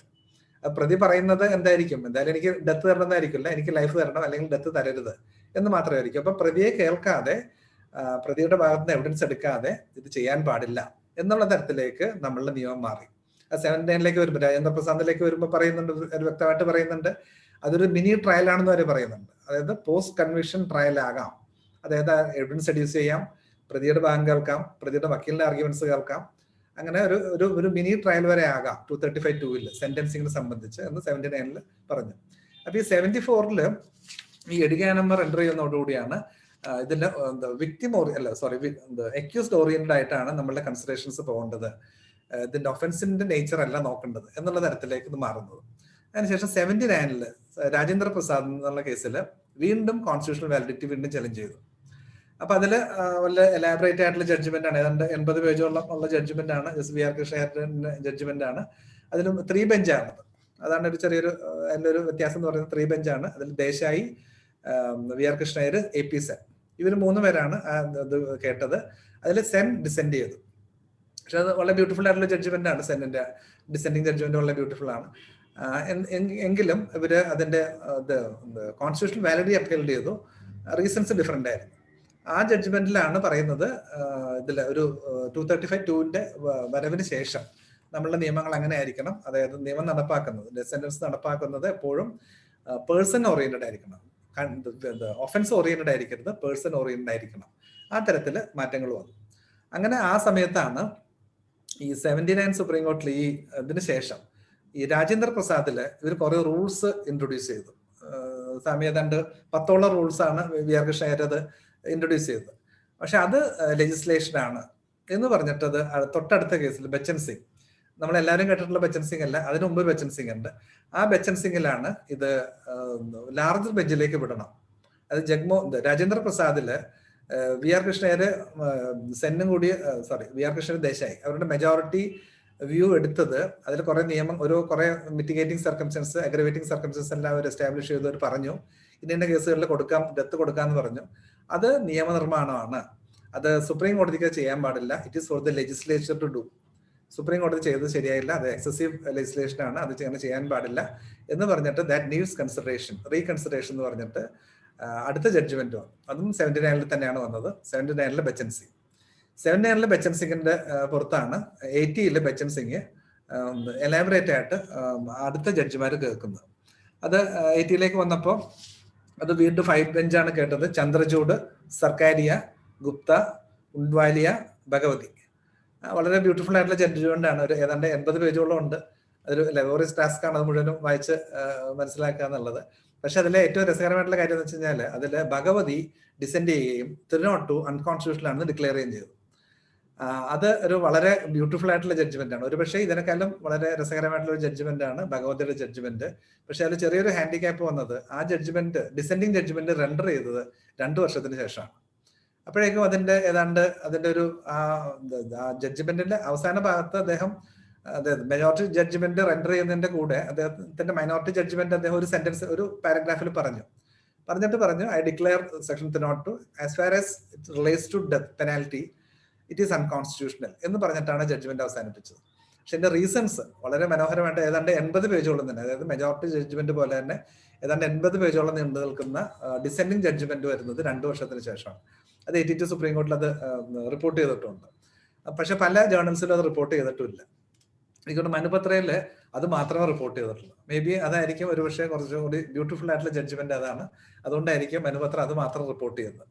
എന്തായാലും അതിനെ ബേസ് ചെയ്തിട്ടാണ് നമ്മൾ ഇപ്പോഴും ബച്ചൻ സിംഗ്, നമ്മളെ എല്ലാ കേസിലും ബച്ചൻ സിംഗ് എന്ന് പറഞ്ഞിട്ടാണ് ജഡ്ജ്മെന്റ്സ് വരുന്നത്. പക്ഷെ ബച്ചൻ സിംഗ് അങ്ങനെയല്ല പറഞ്ഞത്, അതിലേക്ക് നമുക്ക് വരാം. ഇതിന് ശേഷം 2018 പിന്നെ അതിനുശേഷം കാര്യമായിട്ട് അതിനെ കുറിച്ച് തർക്കങ്ങൾ ഉണ്ടായിരുന്നില്ല. ജസ്റ്റിസ് കുര്യൻ ജോസഫ് അദ്ദേഹത്തിന്റെ സമയത്ത് ചന്നുലാൽ വർമ്മ എന്ന് പറഞ്ഞ കേസിൽ വീണ്ടും അത് വാലിഡിറ്റി ഈസ് ഇൻ ഡൗട്ട് എന്ന് പറഞ്ഞിട്ട് that should be Bachchan Singh should be Rajendra Prasad and Bachchan Singh should be revisited എന്ന് പറഞ്ഞിട്ട് ജസ്റ്റിസ് കുര്യൻ ജോസഫ് ഒരു ജഡ്ജ്മെന്റ് പറഞ്ഞിട്ടുണ്ട്. പക്ഷെ അത് റീവിസിറ്റ് ചെയ്തിട്ടില്ല. അതാണ് പിന്നീട് വന്നിട്ടുള്ള ഒരു സുപ്രീം കോടതിയെ സംബന്ധിച്ച് വന്നിട്ടുള്ളത്, റീസെന്റ് ആയിട്ട് വന്നിട്ടുള്ളത്. അതിനിടയ്ക്ക് ധാരാളം വന്നിട്ടുണ്ട് കേട്ടോ. എല്ലാവരും 5 വർഷം 3 വർഷം കൂടുമ്പോൾ ഒരുപാട് ബില്ലുകൾ അതെല്ലാം വരാറുണ്ടെങ്കിൽ കാര്യമായിട്ട് വരുന്നത് സുപ്രീം കോടതിയിൽ തന്നെ ഒരു വോയിസ് വരുന്നത് ആ സമയത്താണ്. 2018 ശശി തരൂര് പാർലമെന്റ് ബില്ല് അവതരിപ്പിച്ചു, ഡെത്ത് പെനാൽറ്റി അബോളിഷൻ ആക്ട് എന്ന് പറഞ്ഞൊരു ബില്ല്, പ്രൈവറ്റ് ബില്ല് അവതരിപ്പിച്ചു 2018. പക്ഷെ അത് പാസ്സായിട്ടില്ല. അത് അവിടെ സാധാരണ ഇതിനെതിരായിട്ട് വന്നിട്ടുള്ള ബില്ലുകളുടെ അവസ്ഥ തന്നെയാണ് ആ ബില്ലിനും ഉണ്ടായിട്ടുള്ളത്. അപ്പൊ ഇതാണ് ഇതിനെ സംബന്ധിച്ചുള്ള ഡെത്ത് സെന്റൻസിനെ സംബന്ധിച്ചും അതിന്റെ കോൺസ്റ്റിറ്റ്യൂഷണൽ വാലിഡിറ്റിനെ സംബന്ധിച്ചും ഉണ്ടായിരുന്നുള്ള തർക്കങ്ങൾ ഇങ്ങനെയാണ്. പക്ഷെ ഇതെല്ലാം ഉണ്ടായിരുന്നെങ്കിലും ഈ ഹാങ്ങിങ്ങിനെ സംബന്ധിച്ച് അത് ഇൻ പ്രാക്ടീസ് ഇത് വളരെ പതുക്കെയാണ് പോയിരുന്നത്. അതായത് 93 ഒരു ഡെത്ത് സെന്റൻസ് കൊടുക്കുന്ന റിപ്പർ ചന്ദ്രന് ഡെത്ത് സെന്റൻസ് കൊടുക്കുന്നുണ്ട്. അതിനുശേഷം കുറെ നാളിന് ശേഷം 2004 ധനഞ്ജയ് ചാറ്റർജിക്കാണ് പിന്നെ ഡെത്ത് സെന്റൻസ് കൊടുക്കുന്നത്. അതിനുശേഷം 2004 ചാറ്റർജിയെ ഹാങ് ചെയ്യുന്നത്. അതിനുശേഷം ഏതാണ്ട് 8 വർഷം ഇന്ത്യയിൽ ഒരു ഹാങ്ങിങ് ഉണ്ടായിരുന്നില്ല. അജ്മൽ കസബ് 2012 അജ്മൽ കസബ്, അതിനുശേഷം അഫ്സൽ ഗുരു, യാക്കൂബ് മെമൻ, ഇവര് 2012 മുതൽ 15 വരെയുള്ള കാലഘട്ടത്തിൽ ഈ 3 ഹാങ്ങിങ് മാത്രമാണ് നടന്നത്. അപ്പൊ ആ സമയത്തേക്കും ഇത് ഏതാണ്ട് ആ സമയത്ത് നമുക്കറിയാം ഒരുപാട് പബ്ലിക് റൈ ഉണ്ടായിരുന്നു, പ്രത്യേകിച്ച് അഫ്സൽ ഗുരുവിന്റെ കാര്യത്തിൽ. അതിന്റെ manner in which it was executed, secrecy in which it was executed, അങ്ങനെ ഒരുപാട് തർക്കങ്ങൾ ഉണ്ടായിരുന്നു. ആ സമയത്താണ് നമ്മൾ ഒരു റീതിങ്കിങ് ആവശ്യമുണ്ടോ എന്ന് അങ്ങനെ അങ്ങോട്ടും ഇങ്ങോട്ടും അങ്ങനെ നിൽക്കുന്ന സമയത്താണ് 2012 നിർഭയ ഇൻസിഡന്റ് ഉണ്ടാകുന്നത്. നിർഭയ ഇൻസിഡന്റോടുകൂടി ഇന്ത്യയിലെ സീൻ മാറി. അതായത് ഈ അബോളിഷൻ വേണം എന്ന് ആഗ്രഹിച്ചിരുന്നവർ പോലും അബോളിഷൻ ആവശ്യമില്ല, ഇത് റീറ്റെയിൻ ചെയ്യേണ്ട ഒരു കാര്യമാണ് എന്നുള്ള നിലയ്ക്ക് അതിന്റെ കംപ്ലീറ്റ് കളർ മാറുകയായിരുന്നു ഡൽഹി ഇൻസിഡന്റോടുകൂടി. അപ്പൊ അതിൽ ശരിക്കും പറഞ്ഞാൽ നമുക്ക് 3 ഇൻസിഡന്റ് ആണ് ഇന്ത്യയെ സംബന്ധിച്ച്. ഒന്ന് ഭഗത് സിംഗിന്റെ ഹാങ്ങിങ്, 2 ഗാന്ധിയുടെ അസാസിനേഷൻ, 3 നിർഭയ. ഈ നിർഭയ ഇൻസിഡന്റോടുകൂടി 2013 വെർമ കമ്മീഷൻ വന്നപ്പോൾ അതിൽ ഡെത്ത് ഇൻട്രൊഡ്യൂസ് ചെയ്തു. 376 ക്യാപിറ്റൽ എയിലും 376 ക്യാപിറ്റൽ ഇയിലും ഡെത്ത് ഇൻട്രൊഡ്യൂസ് ചെയ്തു. റീസെന്റ് ആയിട്ട് 2018 വീണ്ടും അത് പോക്സോ ആക്ടിലും മൈനർ 12 വയസ്സിന് താഴെയുള്ള മൈനറിന്റെ ഗ്യാങ് റേപ്പ് അങ്ങനെയുള്ള കേസുകളിൽ വീണ്ടും ഡെത്ത് ഇൻട്രൊഡ്യൂസ് ചെയ്തു. അപ്പൊ ഒരു കാലഘട്ടത്തിൽ നമ്മൾ ഇതിൽ നിന്ന് മാറിപ്പോകണം എന്ന് ഉദ്ദേശിച്ചിരുന്നെങ്കിലും വീണ്ടും ഇന്ത്യയെ സംബന്ധിച്ച് വളരെ റീസെന്റ് ആയിട്ട് വരെ ഏറ്റവും പുതിയ വന്നിട്ടുള്ള നിയമത്തിൽ വരെ ഡെത്ത് അവര് ഇൻട്രൊഡ്യൂസ് ചെയ്യാണ് ചെയ്തത്. അപ്പൊ ഇതാണ് ഇതിന്റെ ഈ ഡെത്ത് പെനാൽറ്റിയെ സംബന്ധിച്ചുള്ള ഇന്ത്യയിൽ ഉണ്ടായിട്ടുള്ള തർക്കങ്ങളുടെ ഒരു ക്രോണോളജിക്കൽ അല്ലെങ്കിൽ ഹിസ്റ്ററി എന്ന് പറയുന്നതാണ്. അപ്പൊ ഇതിലെല്ലാത്തിനും തർക്കിച്ചിരുന്ന അല്ലെങ്കിൽ അബോളിഷ് ചെയ്യണം എന്ന് തർക്കിച്ചിരുന്ന ആളുകളെ സംബന്ധിച്ച് അവരുടെ ഏറ്റവും വലിയൊരു തർക്കം, പ്രത്യേകിച്ച് ജസ്റ്റിസ് ഭഗവതിയുടെ ഡിസെൻഡിങ് ജഡ്ജ്മെന്റിൽ പ്രധാനമായിട്ടുള്ള തർക്കം എന്ന് വെച്ച് കഴിഞ്ഞാല് ഇതിൽ സ്പെഷ്യൽ റീസൺസ് എന്ന് പറയുന്നത് അത് ഒരു ആർബിട്രറി ആയിട്ട് ഒരു ജഡ്ജ് തീരുമാനിക്കുന്ന കാര്യമാണ്. ഒരു ജഡ്ജ് എന്ന് വെച്ചാൽ ആ ഒരു ജഡ്ജ് എന്ന് പറഞ്ഞ പേഴ്സൺ തീരുമാനിക്കുന്നതാണ്. അതാണ്. അപ്പൊ അതുകൊണ്ട് ഒരാൾക്ക് സ്പെഷ്യൽ എന്ന് തോന്നുന്നത് മറ്റൊരാൾക്ക് സ്പെഷ്യൽ എന്ന് തോന്നണമെന്നില്ല. അപ്പൊ സ്പെഷ്യൽ റീസൺ എന്നുള്ളത് അത് വളരെ ഒരു വേഗ് ആയിട്ടുള്ള വാക്കാണ്. അങ്ങനെ വന്നു കഴിഞ്ഞാൽ, അങ്ങനെ അത്തരം പവേഴ്സ് കോടതികൾ കൊടുത്തു കഴിഞ്ഞാൽ അത് വളരെ തെറ്റായിട്ടുള്ള തരത്തില് ജഡ്ജ്മെന്റുകൾ റെൻഡർ ചെയ്യാനും ഒരാൾക്ക് റയർ ആണെന്ന് തോന്നുന്നത് മറ്റേയാൾക്ക് റയർ ആണെന്ന് തോന്നണമെന്നില്ല. അപ്പൊ അതുകൊണ്ട് അതിൽ യാതൊരു ക്ലാരിറ്റി ഇല്ല. ക്ലാരിറ്റി ഇല്ലാത്തത് കൊണ്ട് അത് അൺകോൺസ്റ്റിറ്റ്യൂഷണൽ ആണ്. അതുകൊണ്ട് പ്രൊസീജിയർ എസ്റ്റാബ്ലിഷ് ബൈ ലോ ഇല്ല. ഇതാണ് പ്രധാന തർക്കം. പ്രത്യേകിച്ച് ഇപ്പോൾ ഇതിൽ അമെൻമെന്റ് വന്നതിന് ശേഷം 354ന്റെ മാൻഡേറ്റ് അനുസരിച്ചിട്ട് guide line, statutory guide line എന്ന് പറയുന്നത് ഇംപ്രിസൺമെന്റ് ഫോർ ലൈഫാണ്. For special reasons to be recorded മാത്രമേ ഡെത്ത് കൊടുക്കാൻ പറ്റുള്ളൂ. അപ്പൊ what are the special reasons എന്നുള്ളതിനെ സംബന്ധിച്ച് അതിൽ ഗൈഡ് ലൈൻസ് ഇല്ല, സ്റ്റാറ്റ്യൂട്ടറി ഗൈഡ് ലൈൻസ് ഇല്ല. അപ്പൊ any sentence pass without A statutory guide line has to B treated as arbitrary. അതാണ് ലോകം മുഴുവനുള്ള എല്ലാ രാജ്യങ്ങളിലുള്ള തർക്കം തന്നെയാണ്. സ്റ്റാറ്റ്യൂട്ടറി ഗൈഡ് ലൈൻസ് ഇല്ലാതെ പാസ്സാക്കുന്നതിന് ആർബിട്രറി എന്ന് മാത്രമേ കണക്കാക്കാൻ പറ്റുള്ളൂ. അപ്പൊ അതുകൊണ്ട് ജഡ്ജസിന് അൺലിമിറ്റഡ് ആയിട്ടുള്ള പവേഴ്സ് കൊടുക്കുകയാണ്. ഇതാണ് ലോകം മുഴുവനുള്ള തർക്കം. അപ്പൊ അതിനെ കൗണ്ടർ ചെയ്യുന്ന ആളുകളുടെ തർക്കം എന്ന് വെച്ച് കഴിഞ്ഞാല് നമ്മൾക്ക് ആർട്ടിക്കിൾ 21 ഉണ്ട്. ആർട്ടിക്കിൾ 21 അനുസരിച്ചിട്ട് പ്രൊസീജിയർ എസ്റ്റാബ്ലിഷ് ബൈ ലോ ഉണ്ടെങ്കിൽ അത് സെന്റൻസ് കൊടുക്കാം, ഡെത്ത് സെന്റൻസ് കൊടുക്കാം, ഏത് സെന്റൻസും പാസ്സാക്കാം. പ്രത്യേകിച്ച് 79 മേനകാ ഗാന്ധി കേസിന് ശേഷം നമ്മൾ US കോൺസ്റ്റിറ്റ്യൂഷനിലെ ഡ്യൂ പ്രോസസ് നമ്മളെ അഡോപ്റ്റ് ചെയ്ത് എല്ലാവർക്കും അറിയാവുന്ന കാര്യമാണ്. അപ്പൊ അതുകൊണ്ട് ഡ്യൂ പ്രോസസിനെ കുറിച്ച് കൂടുതൽ പറയുന്നില്ല. അപ്പൊ ഡ്യൂ പ്രോസസ്സും കൂടി കംപ്ലൈ ചെയ്യണം എന്ന് 79-ല് ഷെയർ വീണ്ടും റീട്രേറ്റ് ചെയ്തു, മേനകാ ഗാന്ധിയിൽ റീട്രേറ്റ് ചെയ്തു. അപ്പൊ അതുകൊണ്ട് നമ്മൾക്ക് ഇനഫ് സേഫ് ഗാർഡ്സ് ഉണ്ട്. അതാണ് ഇതിനെ കൗണ്ടർ ചെയ്യുന്ന ആൾക്കാരുടെ ഇത് റിറ്റൈൻ ചെയ്യണം, ഇത് അൺകോൺസ്റ്റിറ്റ്യൂഷൻ അല്ല, there is a procedure establish by law എന്ന് തർക്കിക്കുന്ന കാര്യം അതാണ്. അതിൽ അവർ ചൂണ്ടിക്കാണിക്കുന്ന പ്രൊസീജിയറിൽ ഇതാണ്. ഒന്ന് 366 അനുസരിച്ചിട്ട് ഡെത്ത് സെന്റൻസ് പാസ്സാക്കിയാൽ അത് that is subject to confirmation by the high court. അപ്പൊ അതായത് ഒരു സെഷൻ ജഡ്ജിന് മാത്രമായിട്ട് ഇത് ഹാങ് ചെയ്യാൻ പറ്റില്ല. ഡെത്ത് സെന്റൻസ് ഉള്ള കേസുകളിൽ 366 CRPC അനുസരിച്ചിട്ട് അങ്ങനെ ഹൈക്കോർട്ടിലേക്ക് അയച്ചു കൊടുക്കണം. അതവിടെ DSR എന്ന് പറഞ്ഞ number, death sentence reference number ചെയ്ത് അതവിടെ കേൾക്കും. അതവിടെ കേൾക്കുന്നത് 2 ജഡ്ജസ് കേൾക്കും. അതാണ് അടുത്തൊരു ചെക്ക് എന്ന് പറയുന്നത്. ഈ 2 ജഡ്ജസ് കേട്ടതിന് ശേഷം അവർക്ക് 367 അനുസരിച്ചിട്ട് അഡീഷണൽ എവിഡൻസ് വേണമെങ്കിൽ എടുക്കാം. അപ്പൊ 2 ജഡ്ജസ് കേൾക്കുന്നത് മാത്രമല്ല അഡീഷണൽ എവിഡൻസ് അഡ്യൂസ് ചെയ്യാനുള്ള അധികാരം പോലും അവിടെ കൊടുത്തു. അതേ സമയത്ത് തന്നെ ഈ സെഷൻ ജഡ്ജിന്റെ ഫൈൻഡിങ്ങിനെതിരായിട്ട് അത് അക്യൂട്ട് ചെയ്യാനുള്ള അധികാരങ്ങളും 368 CRPCയിൽ ഹൈക്കോടതിക്ക് കൊടുത്തു. അപ്പൊ ഈ ജഡ്ജസിന് വേണമെങ്കിൽ കൺഫേം ചെയ്യാം അല്ലെങ്കിൽ അക്യൂട്ട് ചെയ്യാം. അപ്പൊ ആ സമയത്ത് even without an appeal from the accused ഈ can argue for an acquittal. Appeal വേണമെന്നില്ല, ഇത് DSRൽ തന്നെ പ്രതിക്ക് ആർഗ്യ ചെയ്യാം, അക്യൂറ്റിൽ വേണ്ടിയിട്ട് ആർഗ്യ ചെയ്യാം. അതാണ് മറ്റൊരു സേഫ് ഗാർഡ് എന്ന് അവർ അവകാശപ്പെടുന്നത്. അതുപോലെ മറ്റൊരു സേഫ് ഗാർഡ് എന്ന് പറഞ്ഞാൽ 369 CRPC അനുസരിച്ചിട്ട് ഈ ഡെത്ത് സെന്റൻസ് കൺഫേം ചെയ്യണമെങ്കിൽ 2 ജഡ്ജസ് വേണം, മിനിമം 2 ജഡ്ജസ് സൈൻ ചെയ്യണം. പക്ഷെ അതിൽ ചെറിയൊരു ഫോളോ ഉണ്ട്. 370ലേക്ക് വരുമ്പോൾ ഡിഫറൻസ് ഓഫ് ഒപ്പീനിയൻ ഉണ്ടെങ്കിൽ 3rd ജഡ്ജിനെ റെഫർ ചെയ്യാനും ആ 3rd ജഡ്ജിന്റെ ഒപ്പീനിയൻ ഷുഡ് ഫോളോ എന്ന് പറയുന്നുണ്ട്. അതിലൊരു അത് എത്രമാത്രം അത് മൈൻഡ് അപ്ലൈ ചെയ്തിട്ടാണ് അത്തരൊരു നിയമനിർമ്മാണം നടത്തിയിട്ടുള്ള എന്നുള്ള കാര്യത്തിൽ ചെറിയൊരു സംശയമുണ്ട്. കാരണം വെച്ച് കഴിഞ്ഞാൽ സപ്പോസ് ഒരു ഡെത്ത് സെന്റൻസ് റെഫറൻസ് വരുമ്പോൾ ജഡ്ജ് A പറയാണ് he should be hanged, judge B പറയാണ് അത് ആവശ്യമില്ല ലൈഫ് സെന്റൻസ് കൊടുത്താൽ എന്ന് പറയാണ്. അപ്പൊ there is a difference of opinion. They cannot confirm the death sentence. So it has to be sent to the 3rd judge. Suppose the 3rd judge wanted to acquit. അങ്ങനെയാണെങ്കിൽ എന്ത് ചെയ്യും? അപ്പോൾ ഈ 2 ജഡ്ജസിന്റെ majority wanted to confirm the sentence, the judgment of conviction. പക്ഷെ 3rd man wanted to acquit. അങ്ങനെയാണെന്നുണ്ടെങ്കിൽ as per the CRPC 370 അനുസരിച്ചിട്ട് it has to be acquitted. അതൊരു വളരെ ശ്രേയായിട്ട് ഒരു ഡിസിഷൻ മാത്രമേ കണ്ടിട്ടുള്ളൂ. ഏതാണ്ട് 60s വന്നൊരു ഡിസിഷനിലാണ് ഒറീസ, പഞ്ചാബ് ആ ഒരു ഭാഗത്ത് നിന്നൊരു കേസിൽ 3rd ജഡ്ജിനെ റെഫർ ചെയ്തു. ജഡ്ജിനെ റെഫർ ചെയ്ത സമയത്ത് അതിൽ റെഫറൽ ഓർഡർ കൂടി ഉണ്ടായിരുന്നു. ആ സൈറ്റേഷൻ ഞാൻ ഓർക്കുന്നില്ല, ഒരു വളരെ പണ്ട് വായിച്ചൊരു ജഡ്ജ്മെന്റ് ആണ്. ആ റെഫറൽ ഓർഡറിൽ അവർ പറഞ്ഞു ഇങ്ങനെ ഒരു ഡിഫറൻസ് ഓഫ് ഒപ്പീനിയൻ ഉണ്ട്, ഡെത്ത് വേണോ അല്ലെങ്കിൽ ലൈഫ് വേണോ എന്നുള്ള ഡിഫറൻസ് ഒപ്പീനിയൻ ഉണ്ട്. അപ്പൊ you may concur either with death or with life എന്ന് പറഞ്ഞ് റെഫറൻസ് അയച്ചു. റെഫറൻസ് അയച്ചപ്പോൾ 3rd ജഡ്ജ് പറഞ്ഞു I am also judge, I am also holding a constitutional post, you cannot dictate me, I will pass my own judgment എന്നുകൊണ്ട് അദ്ദേഹം acute ചെയ്തു, order of അക്യൂറ്റിൽ എഴുതി. പിന്നീട് എന്ത് സംഭവിച്ചു എന്നറിയില്ല, സ്റ്റേറ്റ് മിക്കവാറും സുപ്രീം കോടതിയിൽ കൊണ്ടുപോയിട്ടുണ്ടാവും, അതിൽ അവസാനം സംഭവിച്ചു എന്നറിയില്ല. അപ്പൊ അതൊരു സ്റ്റാറ്റ്യൂട്ടിൽ വന്നിട്ടുള്ള ചെറിയൊരു അബദ്ധമാണെന്ന് വേണമെങ്കിൽ പറയാം. അല്ലെങ്കിൽ അത് എത്രമാത്രം ഈ ഒരു കണ്ടിജൻസി അവര് ഫോഴ്സ് ചെയ്തിരുന്നു എന്നുള്ള കാര്യത്തിൽ സംശയമാണ്. എന്തായാലും അതൊരു ചെക്കാണ്. ആ ചെക്കിനെ സംബന്ധിച്ച് ഈ പറഞ്ഞ പോലെ വളരെ റയറസ്റ്റ് ഓഫ് റയർ ഇതിൽ മാത്രമേ അത്തരം ഒരു ഡൗട്ട്ഫുൾ ആയിട്ടുള്ള സിറ്റുവേഷൻ വരാൻ സാധ്യതയുള്ളൂ. അതർവൈസ് അതൊരു 3rd ജഡ്ജ് എന്നുള്ളൊരു ഓപ്ഷനും കൂടിയുണ്ട്. ഇത്രയുമാണ് ഒരു മെയിൻ ആയിട്ട് പറയുന്ന സിറ്റുവേഷൻസ്. അതുകൂടാതെ ഏതെങ്കിലും ട്രയലിൽ പ്രതി അക്യൂറ്റ് ചെയ്ത കേസിൽ അത് റിവേഴ്സ് ചെയ്ത് ഹൈക്കോർട്ട് കൺവിക്ട് ചെയ്യുകയാണെങ്കിൽ, ജില്ലാ കോടതി സെഷൻസ് കോടതി അക്യൂട്ട് ചെയ്ത കേസിൽ റിവേഴ്സ് ചെയ്ത് കൺവിക്ട് ചെയ്യുകയാണെങ്കിൽ 379 CRPC അനുസരിച്ചിട്ട് as a matter of right supreme കോർട്ടിലേക്ക് അപ്പീലുണ്ട്. നിങ്ങൾക്കറിയാം എല്ലാ കേസിലും സുപ്രീം കോർട്ടിലേക്ക് അപ്പീലില്ല, as a matter of right അപ്പീലില്ല, SLP ആണുള്ളത്. പക്ഷേ 379 അനുസരിച്ചിട്ട് റിവേഴ്സ് ചെയ്ത് കൺവിക്ട് ചെയ്യുകയാണെങ്കിൽ, ഹൈക്കോർട്ട് ആണ് ഫസ്റ്റ് കൺവിക്ഷൻ എങ്കിൽ as a matter of right appeal പോകാം. ഇതാണ് മറ്റൊരു ചെക്ക് എന്ന് പറയുന്നത്. അതായത് ഒരു എപ്പോഴും സുപ്രീം കോർട്ടിലേക്ക് എപ്പോഴും എല്ലാ കാലത്തും ഒരു അപ്പീലുണ്ട്. ഇത്രയുമാണ് ഇതിലെ സ്റ്റാറ്റ്യൂട്ടറി ഗൈഡ് ലൈൻസ് എന്ന് പറയുന്നത്. അതായത് പ്രൊസീജിയർ എസ്റ്റാബ്ലിഷ് ബൈ ലോ എന്ന് റിട്ടൻഷനിസ്റ്റുകൾ അവകാശപ്പെടുന്ന പ്രൊസീജിയേഴ്സ് ഇതാണ്.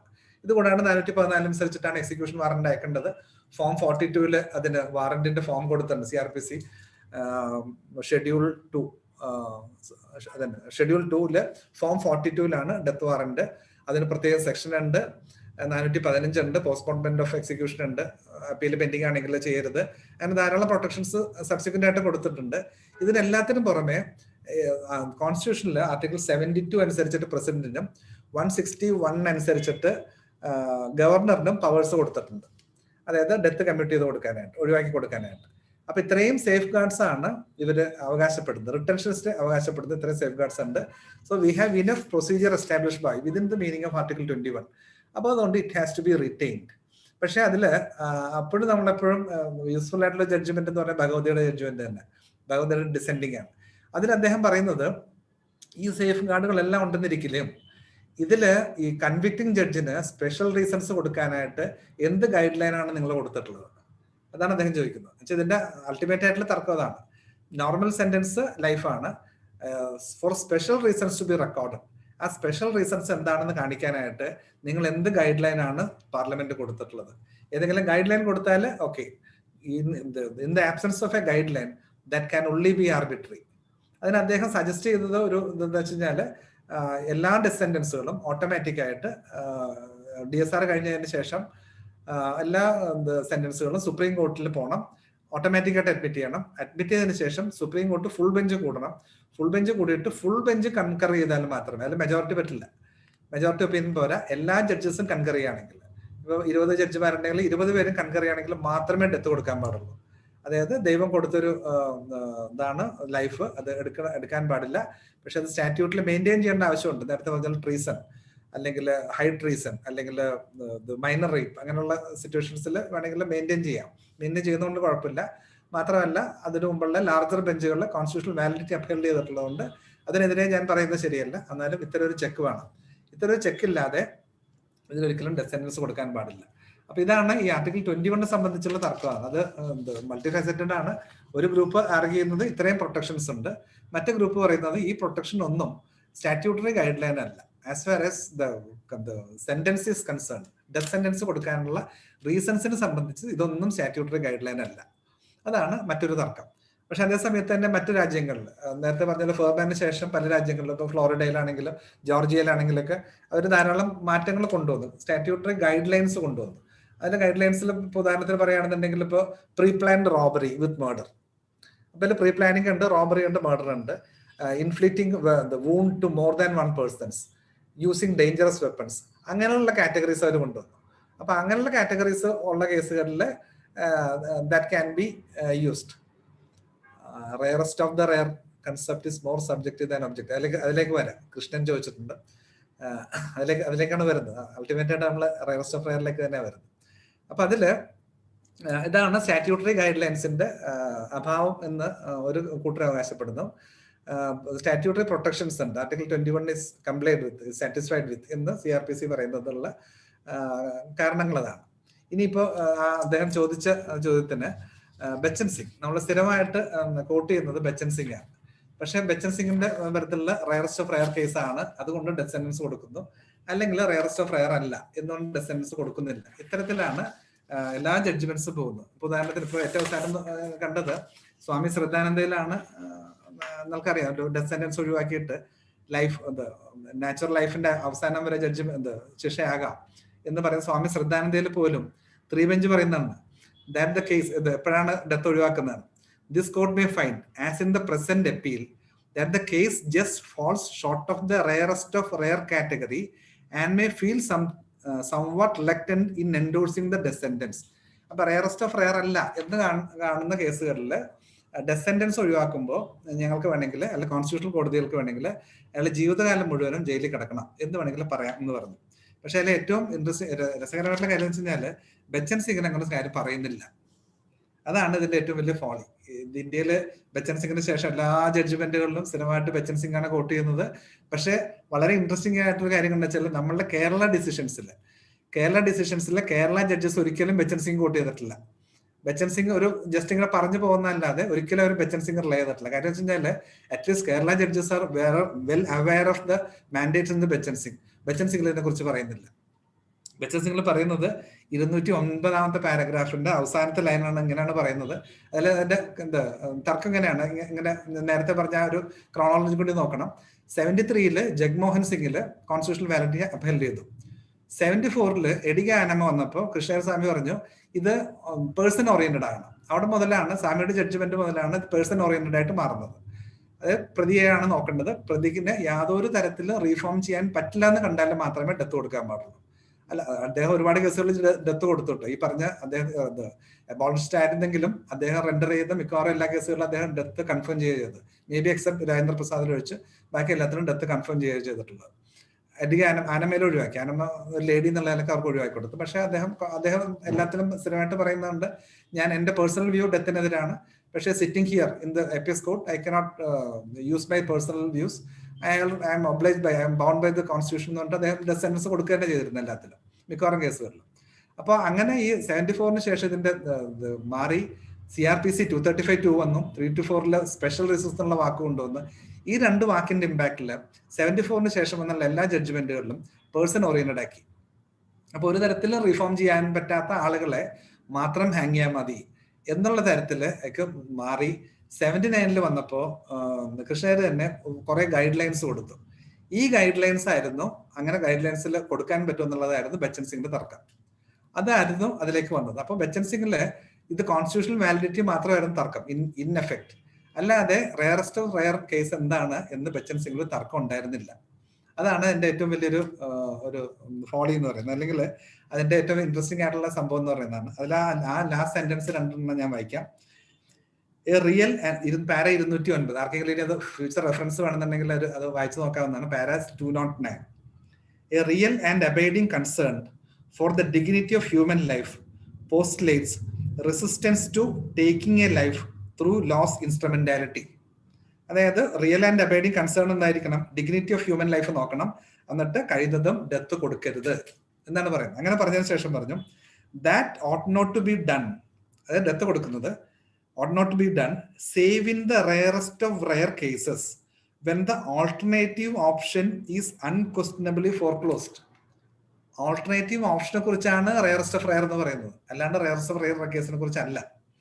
ഓൾട്ടർനേറ്റീവ് ഓപ്ഷൻ അത് റയറസ്റ്റ് ഓഫ് റയർ കേസിൽ ഇയാൾക്ക് ഈ പ്രതിയെ സംബന്ധിച്ച് ഓൾട്ടർനേറ്റീവ് ഓപ്ഷൻ ഇല്ലാന്ന് തോന്നുകയാണെങ്കിൽ മാത്രമേ ഡെത്ത് കൊടുക്കാൻ പാടുള്ളൂ, അല്ലാതെ കേസിനെ കുറിച്ചല്ല അവർ പറഞ്ഞത്. ഇപ്പൊ ഇവിടെ വരുന്ന എല്ലാ കേസുകളിലും റയറസ്റ്റ് ഓഫ് റയർ കേസാണ്, ബ്രൂട്ടൽ മർഡറിലാണ്, ഹെൽപ്ലെസ് പേഴ്സൺ ആണ്. ഇങ്ങനെ കുറെ സാധനങ്ങൾ സ്ഥിരമായിട്ട് നമ്മൾ ബച്ചൻ സിംഗിന് കോട്ട് ചെയ്യുന്നുണ്ട്. പക്ഷെ അതൊന്നും ബച്ചൻ സിംഗിനെ പറഞ്ഞതല്ല. ബച്ചൻ സിംഗിന് ഇതെല്ലാം പറഞ്ഞത് ചിറ്റാലെ മൂവ് ചെയ്ത ഒരു അതിൽ പറഞ്ഞ കുറച്ച് കാര്യങ്ങൾ അത് സബ്സിക്വന്റ് ആയിട്ട് റീപ്രൊഡ്യൂസ് ചെയ്യുക ചെയ്തത്. എന്നാലും ബച്ചൻ സിംഗിന്റെ റേഷ്യോ ഇതൊന്നും അല്ല. ബച്ചൻ സിംഗിന്റെ അവസാനത്തെ കൺക്ലൂഷൻ ഇത്രയേ ഉള്ളൂ: for all the foregoing reasons we reject the challenge to the constitutionality of the impugned provisions contained in 302 Penal Code and 354(3) CRPC. Writ petitions and connected petitions can now be heard and disposed of. അതായത് constitutionally valid ആണെന്ന് മാത്രമേ അവർ പറഞ്ഞുള്ളൂ. അല്ലാണ്ട് ഒരിടത്തും എന്താണ് mitigating എന്താണ് അഗ്രിവേറ്റിംഗ് എന്നതിനെ സംബന്ധിച്ച് യാതൊരു തരത്തിലും ബച്ചൻ സിംഗിന് പറഞ്ഞില്ല. ബച്ചൻ സിംഗിന്റെ സെന്റൻസ് ഞാൻ ഒന്നുകൂടി വായിക്കാം, ജസ്റ്റ് നിങ്ങളുടെ ഒരു ഓർമ്മയ്ക്ക് വേണ്ടിട്ട്. That ought not to be done save in the rarest of rare cases. എപ്പോഴാ? when the alternate option. അപ്പൊ റയറസ്റ്റ് ഓഫ് റയർ എന്ന് ഉദ്ദേശിക്കുന്നത് ഓൾട്ടർനേറ്റ് ഓപ്ഷനെ കുറിച്ചാണ്. ഓൾട്ടർനേറ്റ് ഓപ്ഷൻ എന്ന് പറയുന്നത് ഡെത്ത് കൊടുക്കാതിരിക്കാൻ പറ്റില്ല, അതായത് ഇയാൾ ഒരു കാലത്ത് റിഫോം ചെയ്യാൻ പറ്റില്ല എന്ന് തോന്നുന്ന കേസിൽ മാത്രം കൊടുക്കാനാണ് പറഞ്ഞത്. അല്ലാണ്ട് ഇത് ഒഫൻസ് ഓറിയന്റഡ് അല്ല. എത്ര ബ്രൂട്ടൽ മർഡർ ആണെന്നോ എത്ര പേരെ കൊന്നോ ഒന്നും നോക്കേണ്ട കാര്യമില്ല. ഇയാളെ റിഫോം ചെയ്യാൻ പറ്റുമോ? പറ്റില്ല എന്ന് കണ്ടാലും മാത്രമേ കൊടുക്കാൻ പറ്റുള്ളൂ.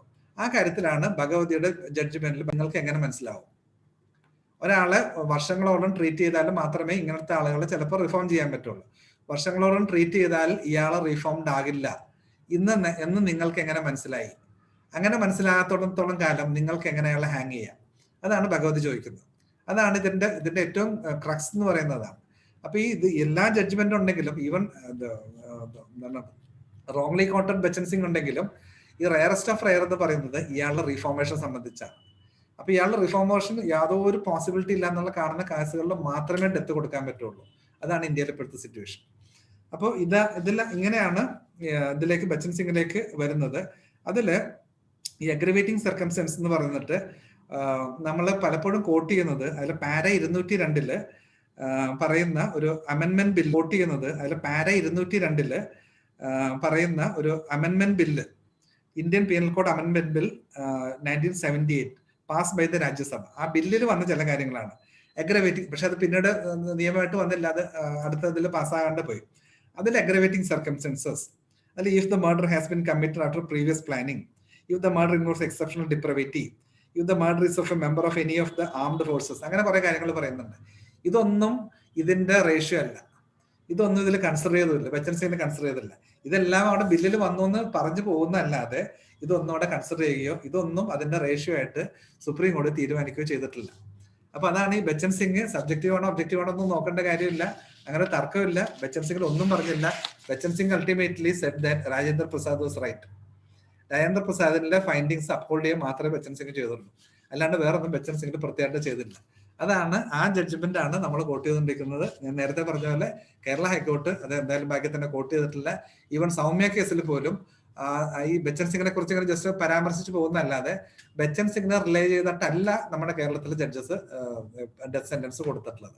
അത് നമുക്ക് വളരെ അഭിമാനത്തോട് പറയാവുന്നതാണ്. മറ്റ് സ്റ്റേറ്റുകളും സുപ്രീം കോർട്ട് അടക്കമുള്ളത് എല്ലാവരും ബച്ചൻ സിംഗ് കോട്ട് ചെയ്ത് കൊടുക്കുമ്പോൾ നമ്മുടെ കേരള ജഡ്ജസ് പ്രത്യേകിച്ച് റീസെന്റ് റൂളിംഗ്സിൽ ഒന്നും ബച്ചൻ സിംഗ് കോട്ട് ചെയ്തിട്ടില്ല. അത് നമുക്ക് അഭിമാനിക്കാവുന്ന ഒരു കാര്യമാണ്. അപ്പൊ ഇതാണ് ഈ നിയമത്തെ സംബന്ധിച്ച് പറയാനുള്ളത്. ഇനി അടുത്തൊരു കൺസിഡറേഷൻ എന്ന് പറയുന്നത് ഇതിന്റെ സ്റ്റാറ്റിസ്റ്റിക്സ്. നേരത്തെ ജസ്റ്റ് സൂചിപ്പിച്ചതാണ്. 2021 സെൻസസ് അനുസരിച്ചിട്ട്, അത് നമ്മൾ അബോളിഷനിലേക്ക് പോയിക്കൊണ്ടിരിക്കുകയാണെന്ന് കാണിക്കാൻ വേണ്ടി മാത്രമേ സ്റ്റാറ്റിസ്റ്റിക്സ് നമ്മൾ ഉപയോഗിക്കുന്നുള്ളൂ. 2021 സ്റ്റാറ്റിസ്റ്റിക്സ് അനുസരിച്ചിട്ട് 404 പേരാണ് ഡെത്ത് റോയിൽ കിടക്കുന്നത്. കഴിഞ്ഞ 20 വർഷത്തിനിടയ്ക്ക് 7 പേരെ മാത്രമേ ഹാങ് ചെയ്തിട്ടുള്ളൂ. ഈ 404 പേരിൽ 7 പേരെ മാത്രമാണ് നമ്മൾ കഴിഞ്ഞ 20 വർഷത്തിന് ഹാങ് ചെയ്തിട്ടുള്ളത്. പക്ഷെ വ്യത്യാസം എന്താ വെച്ച് കഴിഞ്ഞാല് ലോ കമ്മീഷൻ റിപ്പോർട്ടിന്റെ അടിസ്ഥാനത്തിൽ 1954-ലും 64-നും ഇടയ്ക്ക് 1400 പേരെ ഹാങ് ചെയ്തു. 10 വർഷത്തിനിടയ്ക്ക് 1400 പേരെയാണ് ഹാങ് ചെയ്തത്. അത് വളരെ ഷോക്കിംഗ് ആയിട്ടുള്ള ഒരു സിറ്റുവേഷൻ ആണ്. അതാണ് ഈ 74-ൽ എഡിഗ ആനമയുടെ ആ ജഡ്ജ്മെന്റ്, കൃഷ്ണയുടെ ജഡ്ജ്മെന്റിന്റെ ഇമ്പോർട്ടൻസ് അതാണ്. അല്ലെങ്കിൽ അതിനോട് തൊട്ട് മുൻപ്, അല്ലെങ്കിൽ ആ സമയത്ത് ഇൻ പ്രോസസ് ആയിരുന്ന 73 അമെന്റ്മെന്റ്, 74 ആക്ട് 2 ഓഫ് 74 ആണ് ശരിക്കും. നമ്മൾ 73 കോഡ് എന്ന് പറയുന്നെങ്കിലും കോഡ് 74-ലാണ് വന്നത്. 74 കോഡിന്റെ 235(2)ന്റെയും 354(3)യുടെയും ഇമ്പാക്ട് കൊണ്ടാണ് ഈ 1400 എന്നുള്ളതിൽ നിന്ന് മാറിയിട്ട് വെറും 20-ലേക്ക് താഴ്ന്നത്. അതൊരു വളരെ ഇൻട്രസ്റ്റിംഗ് ആയിട്ടുള്ള സിറ്റുവേഷൻ ആണ്. അതുപോലെ പ്രസിഡന്റ്സ്, നേരത്തെ ഉണ്ടായിരുന്ന പ്രസിഡന്റുമാര് ക്ലെമൻസി പെറ്റീഷൻസ് എല്ലാം ഓട്ടോമാറ്റിക് ആയിട്ട് തള്ളുകയായിരുന്നു. പക്ഷെ പ്രഭിത പാർട്ടിയിൽ വന്നപ്പോൾ 30 കേസുകളിൽ ഒരു പാഠം കൊടുത്തു. അത് അൺകൺവെൻഷണൽ ആണ്. വേറെ ഒരു പ്രസിഡന്റും അത്രയും കേസുകളിൽ ഒന്നിൽ പോലും കൊടുക്കാത്ത ഒരുപാട് പ്രസിഡന്റുമാര് നമുക്ക് ഉണ്ടായിട്ടുണ്ട്. പ്രതിഭ പാട്ടീലാണ് ഏറ്റവും കൂടുതൽ നമ്പർ കൊടുത്തത്, 30 കേസിൽ കമ്മ്യൂട്ട് ചെയ്ത് കൊടുത്തു. അത് വളരെ നമുക്കൊരു അഭിമാനിക്കാവുന്ന ഒരു കാര്യമാണ്.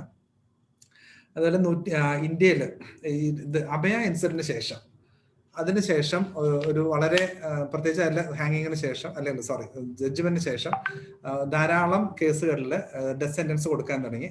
2018 മാത്രം, 2018 സ്റ്റഡീസാണ് ഡീറ്റെയിൽഡ് ആയിട്ടുള്ള സ്റ്റഡീസ് കിട്ടിയത്. 2018-ലാണ് അത് ഏറ്റവും ഒതന്റിക് ആയിട്ടുള്ള സ്റ്റഡീസ്. അതിൽ പറയുന്നത് ഇന്ത്യയിൽ 162 കേസിൽ ഡെത്ത് സെന്റൻസ് കൊടുത്തു ട്രയൽ കോടതികളിൽ. അത് ഈ അഭയ കേസിന്റെ ഒരു ഇമ്പാക്റ്റ് ആണ്. അത് കൂടുതലും ഒഫൻസ് അഗൈൻസ്റ്റ് വിമനിലായിരുന്നു. 162 കേസിൽ ഡെത്ത് സെന്റൻസ് കൊടുത്തു. പക്ഷെ പലതും ഹൈക്കോടതിയിലും സുപ്രീം കോടതിയിൽ വന്നപ്പോൾ പിന്നെ പലതും പോയി. സുപ്രീം കോർട്ട് ആ വർഷം 12 എണ്ണം കേട്ടു. അതിൽ 11 എണ്ണം കമ്മ്യൂട്ട് ചെയ്തു. ഒരേ ഒരു കേസിൽ മാത്രമേ സുപ്രീം കോർട്ട് ഹാങ് ചെയ്യാൻ പറഞ്ഞുള്ളൂ. കേരളത്തില് 2018 5 എണ്ണം കേട്ടു. അതിൽ ഒരെണ്ണം ഒഴിച്ച് ബാക്കിയെല്ലാം കമ്മ്യൂട്ട് ചെയ്ത് കൊടുത്തു. അവസാനം നമ്മുടെ കേരള ഹൈക്കോർട്ട് 2018 2 എണ്ണം കൺഫേം ചെയ്തു. അബ്ദുൾ നാസർ അത് ജസ്റ്റിസ് ഷഫീഖും ജസ്റ്റിസ് സോമരാജനും കൂടിയുള്ള ബെഞ്ച് അബ്ദുൽ നാസർ എന്നുള്ളവരെ കൺഫേം ചെയ്തു.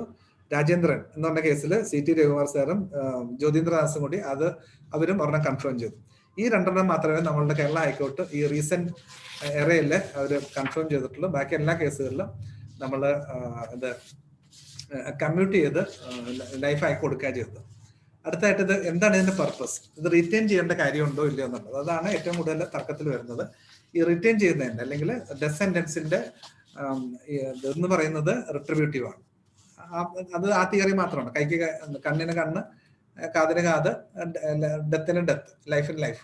ആ ഒരു ഇതാണ് റിട്രിബ്യൂട്ടീവ് എന്ന് പറയുന്നത്, പ്രതികാരം ചെയ്യുക. ഇത് ആവശ്യമുണ്ടോ ഇല്ല എന്നുള്ളതാണ് തർക്കം. അപ്പൊ എല്ലാ ഹ്യൂമനിസ്റ്റ് ജഡ്ജസും പറയുന്നത് വെച്ചാൽ റിട്രിബ്യൂഷൻ അല്ല.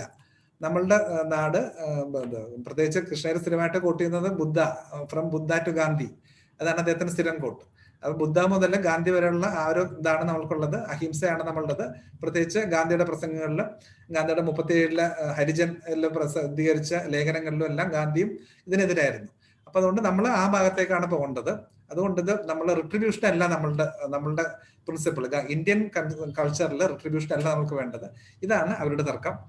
പക്ഷേ ഈ അഭയ ഇൻസിഡന്റിന് ശേഷമാണ് റിട്രിബ്യൂഷന് പർപ്പസ് ഉണ്ട് എന്ന്. പക്ഷെ അത് എല്ലാ കാലത്തും എല്ലാ ജൂറിസ്റ്റുകളിലും എല്ലാ കാലത്തും റിട്ടൻഷനിസ്റ്റ് ജൂറിസ്റ്റുകളെ തർക്കിച്ചിരുന്ന ഒരു കാര്യമാണ്, റിട്രിബ്യൂഷൻ ആവശ്യമാണ് എന്ന് പറഞ്ഞിരുന്നെങ്കിലും നമ്മൾക്കത് ഒരു പരിധിവരെ മനസ്സിലായിരുന്നില്ല. മേ ബി ഗാന്ധിയുടെ അസാസിനേഷന്റെ കാലത്ത് ഏതാണ്ട് ഒരു ഡിക്കേഡിൽ നമ്മളത് പ്രവർത്തിക്കാനായിട്ട് ശ്രമിച്ചിരുന്നു, അല്ലെങ്കിൽ അബോളിഷനെതിരായിരുന്നു, റിട്ടൻഷന് നമ്മൾ സപ്പോർട്ടായിരുന്നു. പക്ഷേ നിർഭയ കേസിന് ശേഷം, അപ്പൊ ഗാന്ധിയുടെ അസാസിനേഷന് ശേഷം ഉള്ള ആ പീരീഡിൽ നമ്മൾ റിട്ടേൺ ചെയ്യാനായിട്ട് തീരുമാനിച്ചു. അതിനുശേഷം നമ്മളത് മറന്നു. നമ്മളത് ഗാന്ധിയൻ പ്രിൻസിപ്പിൾസിലേക്ക് തിരിച്ചു പോകണം എന്നുള്ള സമയത്താണ് നിർഭയ വരുന്നത്. ഇനി എന്താണ് റിട്രിബ്യൂഷൻ, എങ്ങനെയാണ് വർക്ക് ചെയ്യുന്നത്? അപ്പൊ നിങ്ങൾക്ക് എല്ലാവർക്കും അറിയാം, നിർഭയയുടെ ഇൻസിഡന്റിനെ സംബന്ധിച്ച് ചോദിച്ചാല് അതിലെ കൾപ്രിറ്റ്സിന് ഡെത്ത് കൊടുക്കണ്ട എന്ന് ഉണ്ടാവില്ല, ഇല്ലെന്ന് ഞാൻ പറയുന്നില്ല. ഡെത്ത് കൊടുക്കണ്ട എന്ന അഭിപ്രായമുള്ള ആൾക്കാരുണ്ടാവും. പക്ഷേ എനിക്കോട് ഈവൻ ഈ പ്ലാറ്റ്ഫോമിൽ പോലും, ഇത്രയും എഡ്യൂക്കേറ്റഡ് ആയിട്ടുള്ള, ഇത്രയും ഓഗസ്റ്റ് ആയിട്ടുള്ള ഒരു പ്ലാറ്റ്ഫോമിലാണെങ്കിൽ പോലും ഇതിലെ ഒരു മെജോറിറ്റി എങ്കിലും, അല്ലെങ്കിൽ ഒരു കൺസിഡറബിൾ മെജോറിറ്റി എന്ന് വേണമെങ്കിൽ പറയാം, അതിൽ ഡെത്ത് കൊടുത്തത് ശരിയായി എന്ന് തന്നെ അഭിപ്രായമുള്ള ആൾക്കാരായിരിക്കാം. ഇല്ലാന്ന് ഞാൻ പറയുന്നില്ല, ഇല്ലാത്ത ആൾക്കാരും ഉണ്ടാവും. അപ്പൊ ഇതാണ് എന്തുകൊണ്ടാണ് നമ്മൾ ഇങ്ങനെയുള്ള വരുമ്പോൾ, റിട്രിബ്യൂഷൻ വരുമ്പോൾ നമ്മൾ എന്തുകൊണ്ടാണ് ഇതിനെ സപ്പോർട്ട് ചെയ്യുന്നത്, എന്തുകൊണ്ടാണ് നിർഭയ കേസിന് നമ്മൾ സപ്പോർട്ട് ചെയ്യുന്നത്, ഡെത്ത് സെന്റൻസിന് സപ്പോർട്ട് ചെയ്യുന്നത്? അത് നമ്മളുടെ ഉള്ളിലെ ഫിയേഴ്സ്, അതായത് നമ്മളുടെ കുട്ടികൾ സുരക്ഷിതരാണോ, നമ്മളുടെ അമ്മമാരും നമ്മളുടെ പെങ്ങന്മാരും നമ്മളുടെ മക്കളും സുരക്ഷിതരാണോ എന്നുള്ളതിൽ നിന്ന് ഉണ്ടാകുന്ന ഒരു അരക്ഷിതാവസ്ഥയും, അങ്ങനെ ഒരു പെൺകുട്ടിയെ വയലേറ്റ് ചെയ്ത അയാളെ അതുപോലെ തന്നെ അസാസിനേറ്റ്, അയാളെ അതുപോലെ തന്നെ എക്സിക്യൂട്ട് ചെയ്യണം. അസാസിനേഷൻ അല്ല, എക്സിക്യൂട്ട് ചെയ്യണം. അയാൾ അതുപോലെ തന്നെ നിർമ്മാർജ്ജനം ചെയ്യണം, സൊസൈറ്റിയിൽ നിന്ന് അയാളെ തുടച്ചു മാറ്റണം എന്നുള്ള നമ്മളുടെ ആ ഒരു ഫീലിംഗ്, അതാണ് റിട്രിബ്യൂഷൻ. അത് മോബ് സൈക്കോളജി സാറ്റിസ്ഫൈഡ് ആണ് എന്നുള്ളതാണ് അബോളിസ്റ്റുകളുടെ അതാണ്. മോബ് സൈക്കോളജി സാറ്റിസ്ഫൈഡിന്റെ കാര്യമില്ല എന്നുള്ളതാണ് ഒരു തിയറി. പക്ഷെ റിട്ടൻഷനിസ്റ്റ് തിയറി അനുസരിച്ചിട്ട് മോബ് സൈക്കോളജി സാറ്റിസ്ഫൈ ചെയ്തേ പറ്റൂ. അതിന്റെ ഏറ്റവും ക്ലാസിക്കൽ എക്സാമ്പിൾ നമ്മൾ കണ്ടത് ഈ സംഭവത്തിന് ശേഷം, ഈ 2012 നടന്ന നിർഭയ ഇൻസിഡന്റില് ഹാങ് ചെയ്യുന്നത് 2020 8 വർഷത്തിന് ശേഷമാണ്. ഈ 8 വർഷം നമുക്കറിയാം, എല്ലാ ദിവസവും തന്നെ പത്രങ്ങളിലും എല്ലാത്തിലും ഇങ്ങനെ അത് വളരെ ഇതായിട്ട് ഫോളോ അപ്പ് ചെയ്തിരുന്നതാണ്. അതുകൊണ്ടായിരിക്കാം 8 വർഷത്തിലെങ്കിലും അത് ഹാങ് ചെയ്യാൻ പറ്റിയത്. അതിനിടയ്ക്കാണ് ഹൈദരാബാദില് ഇതുപോലെ ഇത് ഏറ്റവും കത്തി നിൽക്കുന്ന സമയത്ത് 2019 ഗാങ് റേപ്പില് പിടിക്കപ്പെട്ട 4 പേരെ വെടിവെച്ചു കൊന്നു. അത് ഒരു സ്റ്റേജ് മാനേജർ ആയിട്ടുള്ള ഒരു മർഡർ ആയിരുന്നു, സംശയമൊന്നുമില്ല. എൻകൗണ്ടർ ക്രിയേറ്റ് ചെയ്തിട്ട് എൻകൗണ്ടറിൽ ആണെന്നുള്ള ധാരണയിൽ അവർ വെടിവെച്ചു വന്നു. അങ്ങനെ വെടിവെച്ചു വന്നപ്പോൾ ധാരാളം ജൂറിസ്റ്റുകളെതിരായിട്ട് സംസാരിച്ചു എന്നുള്ളത് ശരിയാണ്. പക്ഷെ ആ സമയത്ത് ഈ കേസ് കത്തി നിൽക്കുന്നതുകൊണ്ടും അവർ 8 വർഷമായിട്ട് ഹാങ് ചെയ്യാത്തത് കൊണ്ടും മെജോറിറ്റി, സൊസൈറ്റിയിലെ മെജോറിറ്റി അതിനെ കണ്ണടക്കുകയാണ് ചെയ്തത്. അതായത് പോലീസ് അട്രോസിറ്റി ആണ്, പോലീസുകാരെ വെടിവെച്ചു വന്നാണ്, ട്രയൽ വേണമായിരുന്നു എല്ലാം ജൂറിസ്റ്റുകളെല്ലാം പറഞ്ഞതെങ്കിലും മെജോറിറ്റി, അല്ലെങ്കിൽ നിർഭയ കേസിലോ അല്ലെങ്കിൽ നമ്മളുടെ ഗോവിന്ദസ്വാമിയുടെ കേസിലോ ഡെത്ത് കൊടുക്കണം, സൗമ്യ കേസിലോ ഒക്കെ ഡെത്ത് കൊടുക്കണം എന്ന് ആഗ്രഹിച്ചിരുന്ന ആളുകളെല്ലാവരും ആ ഇൻസിഡന്റിൽ ആ 4 ഗാങ് റേപ്പിസ്റ്റുകളെ പോലീസുകാർ വെടിവെച്ചു വന്നതിൽ അവരെല്ലാവരും ഉള്ളിലെങ്കിലും അവർ സന്തോഷം പ്രകടിപ്പിക്കുകയും അതിനെതിരായിട്ട് കാര്യമായിട്ട് പബ്ലിക് ക്രൈ ഒന്നും ഉണ്ടായില്ല എന്നുള്ളതും വളരെ ഇമ്പോർട്ടന്റ് ആയിട്ടുള്ള കാര്യമാണ്. സുപ്രീം കോടതി പറഞ്ഞു അത് സുമോട്ടോ കേസ് രജിസ്റ്റർ ചെയ്തു, പോലീസുകാരനെതിരെ നടപടി എടുക്കണമെന്ന് പറഞ്ഞു, അതെല്ലാം ശരിയാണ്. അപ്പൊ അതിൽ നിന്നും നമ്മളുടെ ഉള്ളില് ഈ 8 കൊല്ലത്തെ ഡിലേ, ഈ ഒരു കേസിൽ ഇത്രയും സീരിയസ് ആയിട്ട് നടന്നൊരു കേസിൽ, ഇത്രയും സീരിയസ് ആയിട്ട് ഇന്ത്യ മുഴുവൻ കൊട്ടിഘോഷിക്കപ്പെട്ട ഒരു കേസിൽ അതിനെ സംബന്ധിച്ച് നിയമനിർമ്മാണങ്ങൾ വന്നു, 2013 ആക്ട് വന്നു, criminal law complete rape law amend ചെയ്തു. ഇത്രയും സെൻസേഷണൽ ആയിട്ടുള്ള മാറ്ററിൽ പോലും നമ്മൾ 8 വർഷത്തിന് ശേഷമാണ് നമുക്ക് അവരെ ഹാങ് ചെയ്യാൻ പറ്റിയത്. അത് നിങ്ങൾക്കറിയാം, സുപ്രീം കോടതി രാത്രി 12 മണിക്കൊക്കെ സിറ്റിംഗ് നടത്തി എത്രയോ പ്രമാദമായിട്ടുള്ള ജുഡീഷ്യൽ എക്സസൈസിന് ശേഷമാണ് 8 വർഷത്തിന് ശേഷം അവർ ഹാങ് ചെയ്യാൻ പറ്റിയത്. അതിന് പകരം ആ പോലീസുകാരൻ ഒറ്റ ദിവസം കൊണ്ട് പരിപാടി തീർത്തു. 4 പേരെ പോണ വഴി, ജയിലിൽ നിന്ന് കൊണ്ടുപോണ വഴി ഒരു എൻകൗണ്ടർ ഉണ്ടാക്കിയിട്ട് 4 പേരെ വെടിവെച്ചു വന്നു. അപ്പൊ അതിൽ നമ്മളെല്ലാവരും സാറ്റിസ്ഫൈഡ് ആയിരുന്നു. എല്ലാവരും ഞാൻ അവകാശപ്പെടുന്നില്ല, നമ്മളുടെ മെജോറിറ്റി സാറ്റിസ്ഫൈഡ് ആയിരുന്നു. പേഴ്സണൽ ആയിട്ട് പറയുകയാണെങ്കിൽ ഞാൻ സാറ്റിസ്ഫൈഡ് ആയിരുന്നു. അറ്റ്ലീസ്റ്റ് ആ കാലത്ത് സാറ്റിസ്ഫൈഡ് ആയിരുന്നു. ചിലപ്പോൾ കുറച്ച് കഴിയുമ്പോൾ ചിലപ്പോൾ വ്യൂ മാറാൻ സാധ്യതയുണ്ട്. എന്തായാലും അതാണ് ഈ റിട്രിബ്യൂഷന്റെ ഒരു പർപ്പസ്. അതാണ് നമ്മുടെ എല്ലാവരുടെ ഉള്ളിൽ ആ ഇൻസെക്യൂരിറ്റി ഫീലിംഗും. നിയമം നടപ്പാക്കപ്പെടണം, അത് സ്പീഡി ജസ്റ്റിസ് വേണം.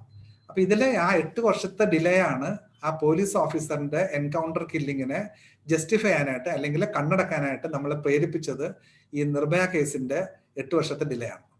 അപ്പൊ അതാണ് ഒരു സ്പീഡി ജസ്റ്റിസ് നടക്കില്ല എന്ന് കണ്ടു കഴിഞ്ഞാല് നാട്ടുകാർ നിയമം കയ്യിലെടുക്കും, പോലീസുകാർ നിയമം കയ്യിലെടുക്കും. ഈ പോലീസുകാരോ നാട്ടുകാരോ നിയമം കയ്യിലെടുത്താല് മറ്റു നാട്ടുകാരോ മറ്റു പോലീസുകാരോ അതിന് കണ്ണടക്കും. അപ്പൊ അതാണ് ഈ റിട്രിബ്യൂട്ടീവ് പർപ്പസിന് വേണ്ടിയിട്ട് ഇത് നിയമത്തിൽ നിലനിർത്തണം എന്നുള്ളതിന്റെ ഒരു അണ്ടർലൈങ് ആയിട്ടുള്ള ഒരു ആർഗ്യുമെന്റ് ഇതാണ്. റിട്രിബ്യൂഷൻ ആവശ്യമാണ് ചില കേസുകളിൽ, പ്രത്യേകിച്ച് ഇതുപോലെ സെൻസേഷണൽ ആയിട്ടുള്ള അല്ലെങ്കിൽ രാജ്യത്തെ നടക്കുന്ന കേസുകൾ, സൊസൈറ്റിയിൽ നടക്കുന്ന കേസുകളിൽ റിട്രിബ്യൂഷൻ വളരെ ഇമ്പോർട്ടന്റ് ആണ്. അത് ആളുകൾക്ക് കൊടുക്കുന്നത് സെക്യൂരിറ്റി ഫീലിംഗ് ആണ്. അതായത് ഇങ്ങനെ നിയമങ്ങളുണ്ട്, പക്ഷെ അത് എത്രമാത്രം അത് കൾപ്രിറ്റ്സിനെ എത്രമാത്രം അതിൽ നിന്ന് പിന്തിരിപ്പിക്കും എന്നുള്ളത് സംശയമാണ്. ഇത്തരം നിയമങ്ങളുണ്ട്, നിയമത്തില് അതില് പ്രതിവിധി ഉണ്ട്. അവര് ദേ വിൽ ബി ഹാങ്ഡ് എന്നുള്ള നമ്മളുടെ അമ്മമാർക്കും നമ്മളുടെ പെഞ്ഞന്മാർക്കും ഉള്ള ഫീലിംഗ് ആണ്, അല്ലെങ്കിൽ അവരുടെ സെക്യൂരിറ്റി ഫീലിംഗ് ആണ് റിട്രിബ്യൂഷന്റെ സപ്പോർട്ടിംഗ് ഫാക്ടർ. ഇത് ഇത്രയുമാണ് ഇതിനെക്കുറിച്ച്, ഡിസെൻഡൻസിനെ കുറിച്ച് പറയാനുള്ളത്. പിന്നെ ഞങ്ങളുടെ ഒരു ഗ്രൂപ്പില് ഞങ്ങൾക്കൊരു നല്ലൊരു ഗ്രൂപ്പ് ഉണ്ട്. അതിൽ ഞങ്ങൾ കുറച്ച് ക്വസ്റ്റ്യൻസ് കഴിഞ്ഞ ആഴ്ച പോസ്റ്റ് ചെയ്തിരുന്നു. അതിന്റെ ഒരു 6 ക്വസ്റ്റ്യൻസേ ഉള്ളൂ, അതും കൂടി ജസ്റ്റ് വായിക്കാം. ചില അതിൽ ഏതാണ്ട് 150ഓളം വക്കീലന്മാരുടെ ഒരു ഗ്രൂപ്പാണ്. അതിൽ നിന്ന് കിട്ടിയ കുറച്ച് ക്വസ്റ്റ്യൻസ് ക്വാളിഫൈ ചെയ്താണ്. Question 1, whether life sentence without parole is A better option than death. ജീവിതകാലം മുഴുവനും ജയിലിലിടുന്നത് ബെറ്റർ ഓപ്ഷൻ ആണോ വെച്ചാൽ അതിന്റെ ഉത്തരം എന്ന് വെച്ച് കഴിഞ്ഞാല് ഈ ഡെത്ത് സെന്റൻസിന്റെ ഒരു പർപ്പസ് എന്ന് പറയുന്നത് ആ കൾപ്രിറ്റിനെ രണ്ടാമത് സൊസൈറ്റിയിലേക്ക് ഇറക്കി വിടാതിരിക്കുക എന്നുള്ളതാണ്. രണ്ടാമത് സൊസൈറ്റിയിലേക്ക് വിടാതിരിക്കുക അത് വളരെ പ്രധാനപ്പെട്ട ഒരു കാര്യമാണ്. എന്ന് വെച്ച് കഴിഞ്ഞാല് നമ്മൾ നേരത്തെ പറഞ്ഞ സെലിബ്രേറ്റ് ആയിട്ടുള്ള 2 കേസുകളിലും, ബച്ചൻ സിംഗിലും രാജേന്ദ്ര പ്രസാദിലും, അത് അവർ രണ്ടുപേരും ലൈഫ് കൺവിക്സ് ആയിരുന്നു. ബച്ചൻ സിംഗ് സ്വന്തം വൈഫിനെ കൊന്ന കേസിൽ ജയിലിൽ പോയിട്ട് തിരിച്ചു വന്നതിന് ശേഷമാണ് 3 പേരെ കൊന്നത്. അങ്ങനെ കൊല്ലാനുള്ള കാരണം വെച്ച് കഴിഞ്ഞാല് ഇയാൾ തിരിച്ചു വന്നതിന് ശേഷം ഇയാളുടെ കസിന് ഇയാൾക്ക് ഒരു അസൈലം കൊടുത്തു, അയാളുടെ വീട്ടിൽ താമസിപ്പിച്ചു. ഇയാളുടെ കസിന്റെ മക്കള് അതിനെതിരായിരുന്നു. ഈ കസിൻ കല്യാണത്തിന് അവിടെ പോയ സമയത്ത് ഇതിനെതിരെ പറഞ്ഞ് ഇയാളെ ബച്ചൻ സിംഗിനെ അവിടെ താമസിപ്പിക്കുന്നതിനെതിരെ പറഞ്ഞ് 3 പേരെ ഇയാൾ വെട്ടിക്കൊന്നു. അപ്പൊ നോക്കൂ, അയാള് ഒരു ലൈഫ് സെന്റൻസ് കഴിഞ്ഞു വന്ന ആളാണ്. അയാളിന് കഴിഞ്ഞു വന്ന ആളെ പോലും അടുത്ത 3 മർഡർ അയാൾ ചെയ്യുകയാണ്. രാജേന്ദ്ര പ്രസാദിലും അങ്ങനെയാണ്. ഒരു ലൈഫ് സെന്റൻസ് കഴിഞ്ഞു വന്ന ആളാണ്. ആ കഴിഞ്ഞ മർഡർ കേസിന് ലൈഫ് സെന്റൻസ് കഴിഞ്ഞു വന്ന ആളാണ്. അയാളാണ് അടുത്ത മർഡർ ചെയ്യുന്നത്. അപ്പൊ അങ്ങനെയുള്ള ആളുകള് ദേ ആർ ഹോപ്പ്ലെസ്ലി ബിയോണ്ട് കറക്ഷൻ. അതാണ് ഒരു തിയറി. അപ്പൊ അതുകൊണ്ടാണ് അവര് എലിമിനേറ്റ് ചെയ്യാന്നുള്ളത്. അപ്പൊ എലിമിനേറ്റ് ചെയ്യുന്നതിന്റെ പർപ്പസ് എന്ന് വെച്ചാൽ സൊസൈറ്റിയിലേക്ക് രണ്ടാമത് വരാതിരിക്കുക എന്നുള്ളതാണ്. അപ്പൊ ജീവിതകാലം മുഴുവനും ജയിലിൽ ഇടുന്നത് സെയിം പർപ്പസ് തന്നെ സെർവ് ചെയ്യും. അത് തമ്മിൽ വ്യത്യാസമില്ല ടു ദാറ്റ് എക്സ്റ്റെന്റ്. പക്ഷെ റിട്രിബ്യൂഷൻ വർക്ക് ചെയ്യില്ല. ഇപ്പൊ നിർഭയ കേസില് അവര് ജീവിതകാലം മുഴുവൻ ജയിലിട്ടു എന്ന് പറഞ്ഞാല് ഒരു വലിയ വിഭാഗം എന്തായാലും സാറ്റിസ്ഫൈഡ് ആയിരിക്കില്ല. They will always cry for the death penalty. Whether death penalty will prevent crime rate, അത് കുറയുമെന്നുള്ളതാണ് അടുത്തത്. അതൊരിക്കലും കുറയില്ല. ചില ഏറ്റവും കൂടുതൽ ഹാങ്ങിങ് നടക്കുന്നത് ചൈനയിലാണ്. ആവറേജ് 1000 ഹാങ്ങിങ് ആണ് ഒരു വർഷം നടക്കുന്നത്. US ഒന്നും മോശക്കാരല്ല, അവരൊക്കെ ഏതാണ്ട് 500-600 എല്ലാ വർഷവും വളരെ മെറ്റിക്കുലസ് ആയിട്ട് ഹാങ് ചെയ്യുന്നുണ്ട്. പക്ഷെ അവിടെ ഒന്നും ക്രൈം റേറ്റ് കുറയുന്നില്ല. ഭാഗ്യത്തിന് പാൻഡമിക് വന്നപ്പോൾ കുറഞ്ഞു. ഈ ഒരു വർഷത്തിലെ കാര്യമായിട്ട് അവിടെ ക്രൈം റേറ്റ്സ് ഇല്ല, ഡ്രഗ്സ് ഇഷ്യൂസ് ഇല്ല, റേപ്പുകൾ കുറവാണ്, കോടതികൾ മേ ബി കുറവായിരിക്കും. അതുകൊണ്ട് ബാറിംഗ് ദാറ്റ് അവർ ധാരാളം സെന്റൻസുകൾ നടത്തുന്നുണ്ട്. പക്ഷെ അതുകൊണ്ട് ഒരിക്കലും ക്രൈം റേറ്റ് കുറയില്ല. Whether abolition will encourage persons to commit offence like waging war. ഈ വേജിംഗ് വാറിനെ സംബന്ധിച്ചൊരു അതിനെ ഫോക്കസ് ചെയ്തത് ഒരു പഠനം നടത്തിയിട്ടുണ്ടെന്ന് എനിക്ക് തോന്നുന്നില്ല. സെർച്ച് ചെയ്തതിലൊന്നും കിട്ടിയില്ല.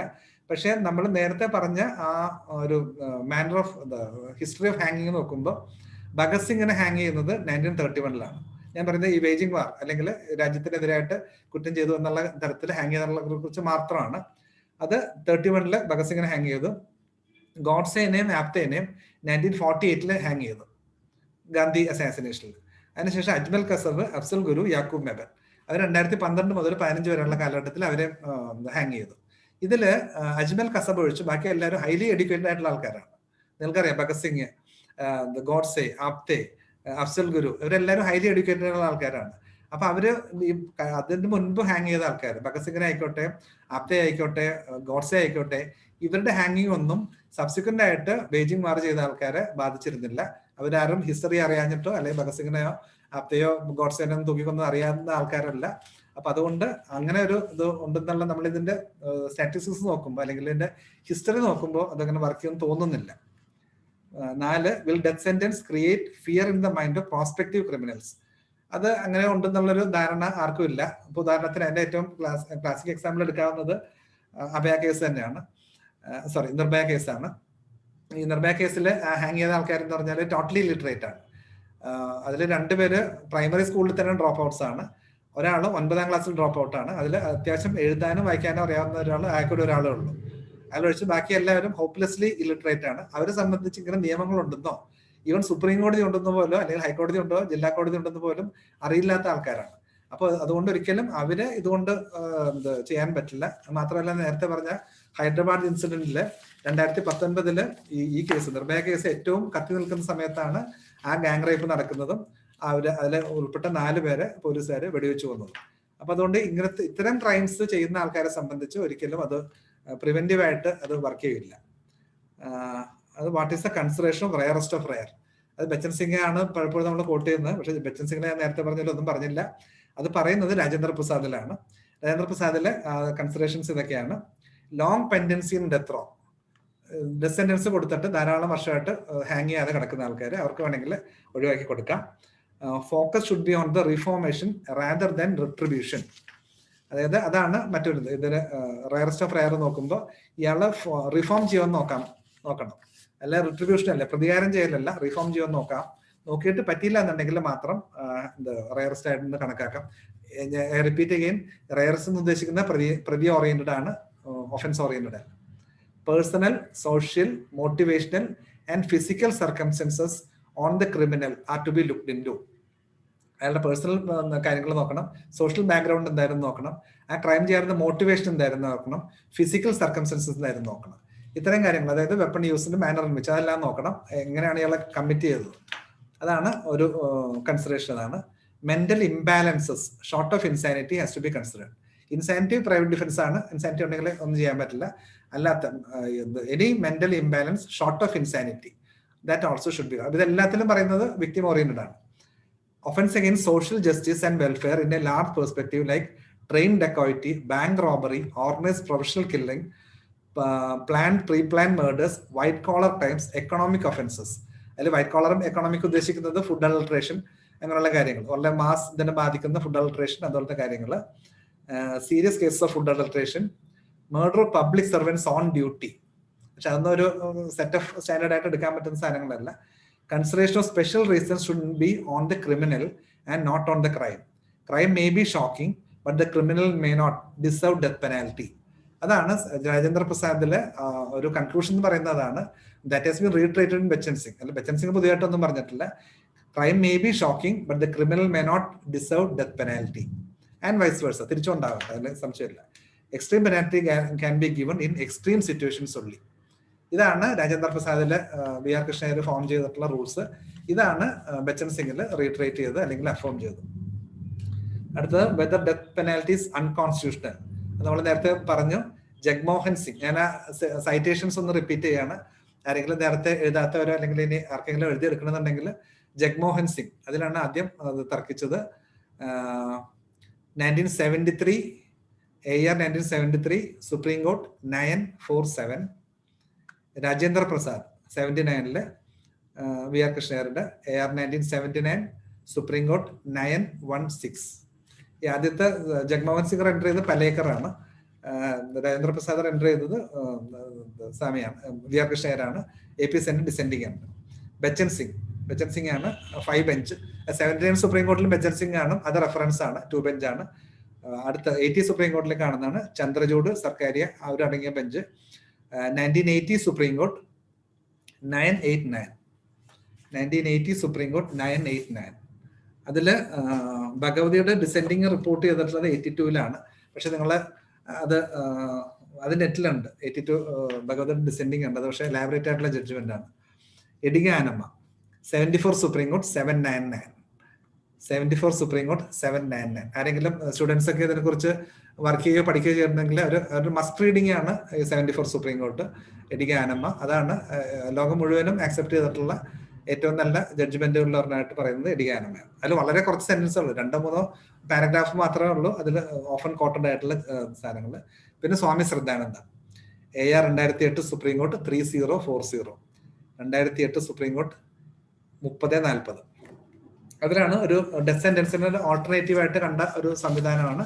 അതായത് അത് നേരത്തെ ഇതിൽ ഫസ്റ്റ് ക്വസ്റ്റ്യൻ്റെ ഇതായിരുന്നു, ഡെത്ത് സെന്റൻസ് ആണോ അല്ലെങ്കിൽ അയാൾ ജീവിതകാലം മുഴുവൻ ജയിലിലിടുന്നതാണോ, ഏതാണ് നല്ലത്? അപ്പൊ ഡെത്ത് സെന്റൻസ് കൊടുക്കണ്ട എന്ന് തോന്നുന്ന സിറ്റുവേഷൻസിൽ ജീവിതകാലം മുഴുവനും ജയിലിൽ പാർപ്പിക്കാനായിട്ട് കോൺസ്റ്റിറ്റ്യൂഷണൽ കോടതികൾക്ക് അധികാരമുണ്ട്. അതായത് ഹൈക്കോടതിക്കോ സുപ്രീം കോടതിക്കോ പറയാം, അല്ലാതെ സെഷൻസ് കോടതിക്ക് ഓപ്ഷൻ ഇല്ല. സെഷൻസ് കോടതിക്ക് ഡെത്ത് ഓർ ലൈഫ്, അത് മാത്രമേ ഓപ്ഷൻ ഉള്ളൂ. അതാണ് ഇതിന്റെ constitutional, whether it is constitutionally valid എന്നുള്ളതിനെ സംബന്ധിച്ച്. പിന്നെ നേരത്തെ പറഞ്ഞ പോലെ ജസ്റ്റിസ് കുര്യൻ ജോസഫിന്റെ റെഫറൻസ് ഇതുവരെ ആൻസർ ചെയ്തിട്ടില്ല. അത് ചിലപ്പോൾ ഇനി ഇപ്പൊ രണ്ടാമത് റീവിസിറ്റ് ചെയ്യായിരിക്കും. പക്ഷേ ഈ പറഞ്ഞ പോലെ ഈ ഒരു ഷോക്കിംഗ് ഇൻസിഡന്റിൽ 2020 നടന്ന ഹാങ്ങിങ്ങിൽ ആ 4 പേര് ഹാങ്ങിങ്ങിന്റെ ആ ഹാങ്ങിങ്ങിന്റെ ഹാങ് ഓവർ മാറാതെ ഇനിയൊരു കോൺസ്റ്റിറ്റ്യൂഷണൽ വാലിഡിറ്റി തർക്കത്തിൽ വരും എന്ന് എനിക്ക് തോന്നുന്നില്ല. എന്നാലും ഇതിന്റെ ഒരു നിർഭയ കേസിന്റെ ഒരു ഹാങ് ഓവറിലാണ് നമ്മളിപ്പോഴും. ആ ഹാങ് ഓവർ മാറിയതിനു ശേഷം അടുത്ത റൗണ്ട് ഓഫ് ഉണ്ടാകും എന്ന് വിചാരിക്കാം. ഇത്രയാണ് ഇതിനെക്കുറിച്ച് ഞാൻ മനസ്സിലാക്കിയിട്ടുള്ള കാര്യങ്ങൾ. ഇനി കുറച്ച് എന്തോ ഡൗട്ട്സ് ഒക്കെ വന്നിട്ടുണ്ട്, ആർക്കെങ്കിലും എന്തെങ്കിലും ചോദിക്കാം.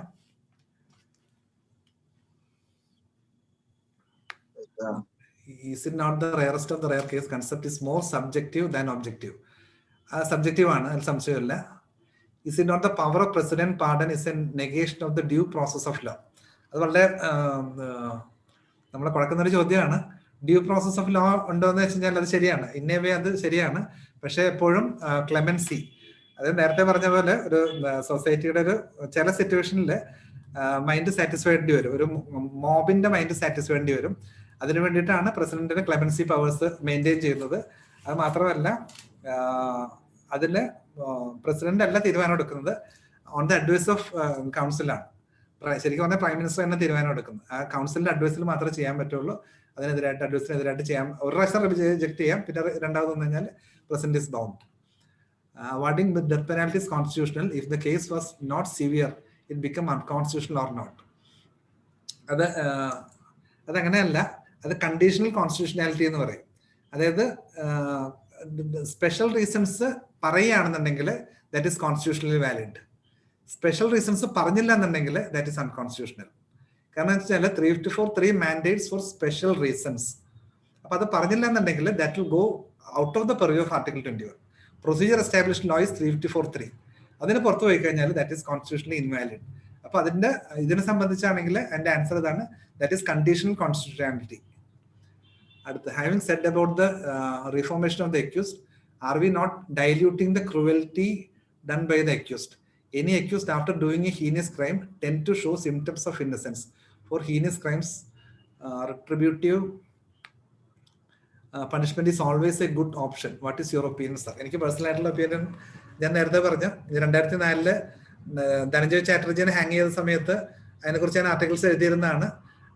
അതിനുശേഷം ആംനസ്റ്റി ഇന്റർനാഷണലില് ബാംഗ്ലൂർ അവരുടെ ഒരു കൺവെൻഷനിൽ എന്നെ ഇൻവൈറ്റ് ചെയ്തു. പക്ഷെ ഞാൻ ബുദ്ധിപൂർവ്വം ഞാൻ അങ്ങോട്ട് പോയില്ല. അവിടെ വലിയ വലിയ ആൾക്കാരൊക്കെ വരുന്നൊരു കൺവെൻഷൻ ആയിരുന്നു. അതുകൊണ്ട് ഞാൻ ആ ഭാഗത്തേക്ക് പോയില്ല. അതിനുശേഷം ഈ പറഞ്ഞ പോലെ 2012 ഇൻസിഡന്റിന് ശേഷം, നിർഭയ ഇൻസിഡന്റിന് ശേഷം ഞാനിപ്പോഴും അത് സ്റ്റാറ്റ്യൂട്ടിൽ വേണം എന്ന അഭിപ്രായമുള്ള ആളാണ്. പ്രത്യേകിച്ച് 2018 മൈനർ റേപ്പിനെ സംബന്ധിച്ച് അമെൻമെന്റ് കൊണ്ടുവരികയും 12 വയസ്സിന് താഴെയുള്ള കുട്ടികളുടെ റേപ്പിൽ ഡെത്ത് സെന്റൻസ് കൊടുക്കണം എന്നുള്ള അമെൻമെന്റിനെ 100% സപ്പോർട്ട് ചെയ്യുന്ന ആളാണ്. അപ്പോൾ അതുകൊണ്ട് ഞാൻ നേരത്തെ പറഞ്ഞ പോലെ എന്റെ അഭിപ്രായങ്ങൾ അതാത് കാലങ്ങൾക്കനുസരിച്ച് അതാത് ഇൻസിഡന്റുകൾ അനുസരിച്ച് അങ്ങോട്ട് മാറിക്കൊണ്ടിരിക്കും. ഇപ്പൊ തൽക്കാലത്ത് എന്റെ അഭിപ്രായം അത് നേരത്തെ പറഞ്ഞ പോലെ ക്രൂവൽറ്റീനെ ഡൈല്യൂട്ട് ചെയ്യുന്നൊരു സാധനമാണ്. അത് സ്റ്റാറ്റ്യൂട്ടിൽ വേണം തന്നെയാണ് എന്റെ ഇപ്പോഴത്തെ തൽക്കാലത്തെ അഭിപ്രായം. അടുത്ത കൊല്ലം ചിലപ്പോൾ അതിന്റെ അടുത്ത കൊല്ലം ചിലപ്പോൾ മാറാൻ സാധ്യതയുണ്ട്. ഇത്തരം സാധനങ്ങളാണ് ചാറ്റ് ബോക്സിൽ കണ്ടത്. ഇനി ആർക്കെങ്കിലും എന്തെങ്കിലും ലളിതമായിട്ടുള്ള സംശയങ്ങളുണ്ടെങ്കിൽ ഹാൻഡ് റേസ് ചെയ്താൽ മതി. Participants can raise your hands so that sir can directly allow you to the question. Binu, anybody is raising? Binu sir, Binu വക്കീലാണ്, കണ്ണൂര്. സാറേ 376 ഡിയില് ലൈഫ് ഇംപ്രിസൺമെന്റ് കൊടുക്കുന്നുണ്ട്. അത് എൻഡ് ഓഫ് നാച്ചുറൽ ലൈഫ് എന്ന് പറയുന്നുണ്ട്. അതെ. അപ്പൊ അത് 433 എന്റെ ആപ്ലിക്കേഷൻ ഉണ്ടാവോ? ഇല്ല. അതല്ല, ഈ സെഷൻ ജഡ്ജിന് അത് കൊടുക്കാനുള്ള അധികാരം ഉണ്ടോ? ഈ കൊടുക്കാം. അത് പെർമിറ്റഡ് ബൈ ദ സ്റ്റാറ്റ്യൂട്ട് ആണല്ലോ. പെർമിറ്റഡ് ബൈ ദ സ്റ്റാറ്റ്യൂട്ട് ആണ്. 433 റെസ്ട്രിക്ഷൻ അപ്ലൈ ചെയ്യില്ലേ ഇതിനകത്ത്? ഇല്ല. 433 സാറ് ഉദ്ദേശിച്ചത് സ്മോൾ എ അല്ലേ? 433 സ്മോൾ എ അല്ലേ ഉദ്ദേശിച്ചത്? ക്യാപിറ്റൽ എ അല്ലല്ല, ബിഗ് എ അല്ല. ബിഗ് എ വേറെ. ബിഗ് എയില് ക്യാപിറ്റൽ എയിലാണെന്നുണ്ടെങ്കിൽ ഡെത്ത് സെന്റൻസ് ഓൾട്ടർനേറ്റീവ് പണിഷ്മെന്റ് ആയിരിക്കണം. ഡീല് ഓൾട്ടർനേറ്റീവ് പണിഷ്മെന്റ് ആണല്ലോ. ഡീലുണ്ട്. ഡീലില്ല. ഡീല് 376 ഡീല് ഡെത്ത് ഇല്ല. ഡി ബി ആണ് പറഞ്ഞത്. അല്ല, ഡീലില്ല. എയിലും ക്യാപിറ്റൽ എയിലും ഡി എയിലും ഡി ബിയിലും ഉണ്ട്. അതിപ്പോ ഇപ്പൊ സാർ ഉദ്ദേശിക്കുന്നതാണ്. ഇപ്പൊ ഇ ആണ് വിചാരിക്കുക. 376 ക്യാപിറ്റൽ ഇ ആണ്. അതിൽ ഡെത്ത് ഓർ ലൈഫ് ഉണ്ട്. അപ്പൊ 433 ക്യാപിറ്റൽ അനുസരിച്ചിട്ട് ഡെത്ത് ഓൾട്ടർനേറ്റീവ് പണിഷ്മെന്റ് ആയിട്ടുള്ള കേസുകളിൽ മിനിമം 14 ഇയേഴ്സ് കിടക്കണം. ഡെത്ത് 78 കൊണ്ടുവന്ന അമെന്റ്മെന്റ് ആണ്. 1678 എനിക്ക് തോന്നുന്നു. അത് challenge Maroor Ram 1980 supreme court 2147 Maroor റാമിൽ ചലഞ്ച് ചെയ്തപ്പോൾ അതും കൃഷിയുടെ ജഡ്ജ്മെന്റ് തന്നെയാണ്. പാര 31, 32 മുതൽ നോക്കിയാൽ മതി. അതിലും പറഞ്ഞതെന്ന് വെച്ച് കഴിഞ്ഞാല് ഡെത്ത് ഓൾട്ടർനേറ്റീവ് പണിഷ്മെന്റ് ആണെങ്കിൽ മിനിമം 14 കിടക്കണം. അപ്പൊ അതിനെതിരെ മറ്റ് ലെജിസ്ലേഷൻസ് പറ്റില്ല. വേറെ പ്രിസൺ റിഫോംസ് അങ്ങനെ അതായത് സ്റ്റേറ്റുകൾക്ക് ലെജിസ്ലേറ്റ് ചെയ്യാൻ പറ്റില്ല.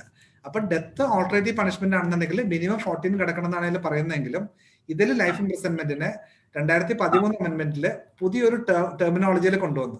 Reminder of that person's natural life എന്നുള്ള കൊണ്ടുവന്നു. അങ്ങനെ കൊണ്ടുവന്നത് in a way that is to curtail the powers of the government under 433. സാധാരണഗതിയിലെ ലൈഫ് ഇംപ്രിസൺമെന്റ് എന്ന് പറഞ്ഞാൽ ഈവൻ അത് തന്നെ സ്റ്റിൽ എൻഡ് ഓഫ് ലൈഫ് ആണല്ലോ. അതെ. പക്ഷേ സാധാരണ കേസുകളിൽ ഡെത്ത് ഓൾട്ടർനേറ്റീവ് പണിഷ്മെന്റ് അല്ല എന്നുണ്ടെങ്കിൽ 14 ഇയേഴ്സിന് മുൻപ് കമ്മ്യൂട്ട് ചെയ്യാം. എപ്പോ വേണമെങ്കിലും കമ്മ്യൂട്ട് ചെയ്യാം. ഡെത്ത് ഓൾട്ടർനേറ്റീവ് പണിഷ്മെന്റ് ആണെങ്കിൽ 14 ഇയേഴ്സിന് ശേഷമേ കമ്മ്യൂട്ട് ചെയ്യാൻ പറ്റുള്ളൂ. കുറച്ച് കൊടുക്കാൻ പറ്റുള്ളൂ, ലൈഫ് ആക്കാൻ പറ്റുള്ളൂ, അല്ലെങ്കിൽ റിലീസ് ചെയ്യാൻ പറ്റുള്ളൂ. അത് കുറച്ച് കുറച്ച് കൊടുത്ത് 121, 194, പിന്നെ എവിടെയാ 302, 303, 305, 364 capital A, 376 A, 376 capital E, D A, D B, 364 capital A, 194 ഇത്രയും ഭാഗങ്ങളിൽ മാത്രമേ നമുക്ക് ഡെത്ത് സെന്റൻസ് ഉള്ളൂ. ആ ഡെത്ത് സെന്റൻസ് ഉണ്ടെങ്കിൽ മിനിമം 14 കിടക്കണം. അതുപോലെ മൂന്ന് സെക്ഷനിൽ മാത്രമേ ഡെത്ത് ഓർ ലൈഫ് ഉള്ളൂ. ബാക്കി എല്ലാത്തിലും ഓവർ 10 ഇയേഴ്സ് ഉണ്ട്. 121, 302, 364 ക്യാപിറ്റൽ എ. പിന്നെ പുതിയതായിട്ട് വന്നതിലുണ്ട് കേട്ടോ, റേപ്പ് അമെന്റ്മെന്റിന് ശേഷം വന്നിട്ടുണ്ട്. അതിന് മുൻപ് 3 ഒഫൻസിൽ മാത്രമേ ഇതുള്ളൂ, ഡെത്ത് ഓർ ലൈഫ് ഉള്ളു. ഓർ 10 ഇയേഴ്സ് ഉണ്ട് ബാക്കി എല്ലാത്തിലും.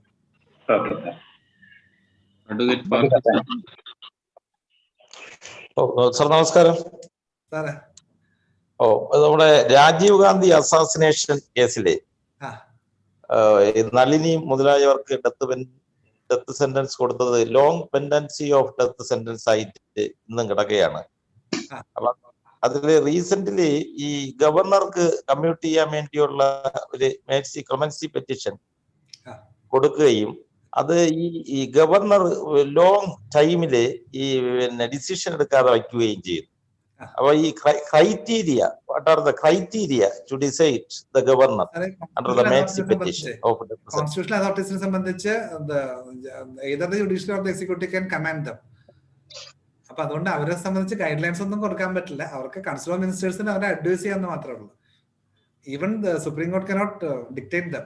അതുകൊണ്ടാണ് പലതിലും അതിനൊരു ശ്രമങ്ങളൊക്കെ നടത്തിയിരുന്നെങ്കിലും ഒരു ടൈം ബൗണ്ട് ആയിട്ട് തീർക്കണം എന്ന് കോടതി പറയണമെന്നൊക്കെ പറഞ്ഞിരുന്നെങ്കിലും ഒരിക്കലും കോടതി പറഞ്ഞിട്ടില്ല. അങ്ങനെ പറയാനും പറ്റില്ല.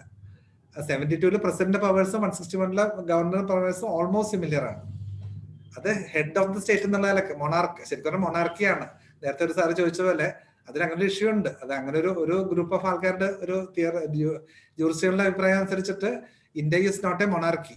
അതുകൊണ്ട് president power itself is bad in law എന്നുള്ളതാണ് ഒരു വ്യൂ. അതാണ് നമ്മൾ മൊണാർക്കി അല്ലാത്തടത്തോളം കാലം president cannot be treated as a monarch. അതിന്റെ ആൻസർ ആണ് president is acting on the advice of the council of ministers who are elected members. അത് sir ചോദിച്ചൊരു കോംപ്ലിക്കേറ്റഡ് ആയിട്ടുള്ള സിറ്റുവേഷൻ ആണ്. അതിലെന്ന് വെച്ച് കഴിഞ്ഞാൽ CBI ഇൻവെസ്റ്റിഗേറ്റ് ചെയ്തുകൊണ്ടാണ് സെൻട്രൽ ഗവൺമെന്റ് സാങ്ഷൻ വേണം. അതുകൊണ്ട് പ്രസിഡന്റ് ഇന്റർഫിയർ ചെയ്യണം. അതാണ് എന്റെ ഒരു വ്യത്യാസം. അതാണ് സർ ഞാൻ ചോദിക്കുന്നത് ലീഗൽ ജൂറിസ്പ്രുഡൻസില് മഹാത്മാഗാന്ധി ഒരു കോട്ടിംഗ് ഉണ്ടല്ലോ, hate the sin and not the Sinner എന്ന് പറഞ്ഞത്. അതെ സർ ഓഡിബിൾ ആണോ? ഒരു കോട്ടിംഗ് ഉണ്ടല്ലോ, hate the sin and not the Sinner എന്നൊരു കോട്ടിംഗ് ഉണ്ട്. അതിൽ തന്നെ 3 തിയറികൾ പറയുന്നുണ്ടല്ലോ, റിട്രിബ്യൂട്ടീവ് തിയറി, റിഫോർമേറ്റീവ് തിയറി എന്നൊക്കെ പറഞ്ഞിട്ട് പറയുന്നുണ്ടല്ലോ. അപ്പൊ അതില് ഞാൻ ചോദിക്കുന്നത്, ഈ റിഫോർമേറ്റീവ് തിയറി ഉദ്ദേശിക്കുന്നത് ഒരു ആളുടെ ആ മനസ്സ് മാറ്റിയെടുത്ത് അയാളൊരു നല്ലൊരു മനുഷ്യനായിട്ട് അയാൾ കൺവേർട്ട് ചെയ്ത് മാറ്റാനുള്ള എന്തെങ്കിലും. അപ്പൊ അതിൽ ആ റിഫോർമേറ്റീവ് തിയറിക്ക് വേണ്ടിയിട്ട് അത് ഒന്ന് ഇൻട്രൊഡ്യൂസ് ചെയ്യാൻ വേണ്ടിയിട്ട് അതിന് എന്തെങ്കിലും പ്രത്യേക നമ്മൾ പ്രത്യേകിച്ച് ലെജിസ്ലേഷൻസ് ഒന്നും ചെയ്തിട്ടില്ല. അത് 80 സുപ്രീം കോർട്ട് 249 കൃഷ്ണയ്യരുടെ ഒരു ക്ലാസിക് സ്റ്റേറ്റ്മെന്റ് ഉണ്ട്. അതിൽ അദ്ദേഹം പറയുന്നുണ്ട്, a potentially good citizen turned into a hardened criminal thanks to the penal illiteracy of the prison system the court should restore the man എന്ന് പറഞ്ഞിട്ടാണ് കേസ് അവസാനിപ്പിക്കുന്നത്. 80 സുപ്രീം കോർട്ട് 247 അല്ലെങ്കിൽ 249 ആയിരിക്കും. കൃഷ്ണയ്യരുടെ ക്ലാസിക് സ്റ്റേറ്റ്മെന്റ് ആണ്.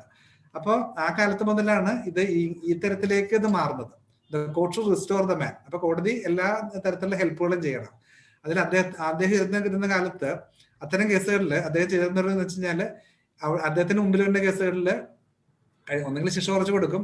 ഇനി ശിക്ഷ കുറച്ച് കൊടുക്കാത്ത കേസുകളിലാണെന്നുള്ള ഈ ഫാമിലി മെമ്പേഴ്സിന് ജയിലിൽ പോയിട്ട് ഫ്രീക്വന്റ് ആയിട്ട് വിസിറ്റ് ചെയ്യാനുള്ള സൗകര്യങ്ങൾ ചെയ്തു കൊടുത്തിരുന്നു. എനിക്ക് തോന്നുന്നു ഇപ്പൊ ഞാൻ പറഞ്ഞ ആ ജഡ്ജ്മെന്റിൽ തന്നെയാണ്. അല്ല, റേപ്പ് അക്യൂസ്ഡ് ആണ്. അയാൾ ഫ്രീക്വന്റ് ആയിട്ട് ഫാമിലി മെമ്പേഴ്സിന്, വൈഫിനെയും കുട്ടികളെയും വരാനും കാണാനും സമ്മതിക്കണം എന്നെല്ലാം പറഞ്ഞിട്ട് അത് റിഫോർമേറ്റീവ് പ്രിൻസിപ്പിൾ ആണ്. അതിന്റെ ഒരു ഇതായിട്ടാണ് നമ്മൾ പരോള് കൊടുക്കുന്നത്. ഇടയ്ക്ക് വീട്ടിൽ പോകാനും വീട്ടുകാർ വന്ന് കാണാനും അങ്ങനെയുള്ള പരോൾ സംവിധാനങ്ങളുണ്ട്. പിന്നെ ജയിലിൽ ലൈബ്രറി, പിന്നെ കളിക്കാനുള്ള സൗകര്യങ്ങൾ, തിയേറ്റർ, TV, അതെല്ലാം റിഫോർമേറ്റീവ് പ്രിൻസിപ്പിൾസ് ആണ്. പിന്നെ കുറച്ച് ഈ സോഷ്യൽ ആക്ടിവിറ്റീസുകൾ, പള്ളിയിലെ അച്ഛന്മാര്, കന്യാസ്ത്രീകള്, അങ്ങനെയുള്ള ആൾക്കാർ പോകുന്നുണ്ട്. അവരൊക്കെ പെർമിറ്റ് ചെയ്യുന്നുണ്ട് ഇവരോട് ഇന്ററാക്ട് ചെയ്യാനും അവരെ തിരിച്ച് ഇതിലേക്ക് കൊണ്ടുവരാനായിട്ടും. ആ കൃഷ്ണയ്യരുടെ ജഡ്ജ്മെന്റ് ആണ് അതിന്റെ ഇന്ത്യയിലെ ഒരു ലാൻഡ്മാർക്ക് സ്റ്റേറ്റ്മെന്റ് എന്ന് പറയുന്നത്. Thanks to the penal illiteracy of the present system എന്നാണ് പറയുന്നത്. സാറ് ചോദിച്ചത് കറക്റ്റ് ആണ്. അദ്ദേഹം പറയുന്നതാണ് thanks to the penal illiteracy of the present system. നമ്മളുടെ പ്രസന്റ് സിസ്റ്റത്തിന്റെ ഇല്ലിറ്ററസി കൊണ്ടാണ് വെച്ചത്. ആ ഒരു ഈ അടുത്ത ഒരു സംഭവം ഉണ്ടായി. അതില് ഒരാളെ ഒരു മൈനർ റേപ്പ് ആൻഡ് മർഡറിനെ അയാളെ കൺവിക്ട് ചെയ്തായിട്ട് റിലീസ് ചെയ്തു. ഇത് ഒരു വിതിൻ 4 to 5 years ആണ് സംഭവമാണ്. അയാളെ റിലീസ് ചെയ്തു. 2ാമത്തെ ദിവസം അയാൾ ഒരു കുഞ്ഞു കുട്ടീനെ, ഒരു 6 മാസമുള്ള കുട്ടിയെ എടുത്തുകൊണ്ട് പോയിട്ട് റേപ്പ് ചെയ്ത് കൊന്നു. അപ്പൊ അതിന് മുമ്പുള്ള റേപ്പ് ആൻഡ് മർഡറിനെ he was convicted and sentence for life imprisonment. 14 കൊല്ലം കഴിഞ്ഞിട്ട് ഇറങ്ങിയ ആളാണ്. Very next day he committed a brutal murder. അത് 6 മാസമുള്ള കുട്ടിയാണ്. അപ്പൊ അതാണ് പീനൽ ഇല്ലിറ്ററസി എന്ന് പറയുന്നതാണ് പ്രസന്റ് സിസ്റ്റം.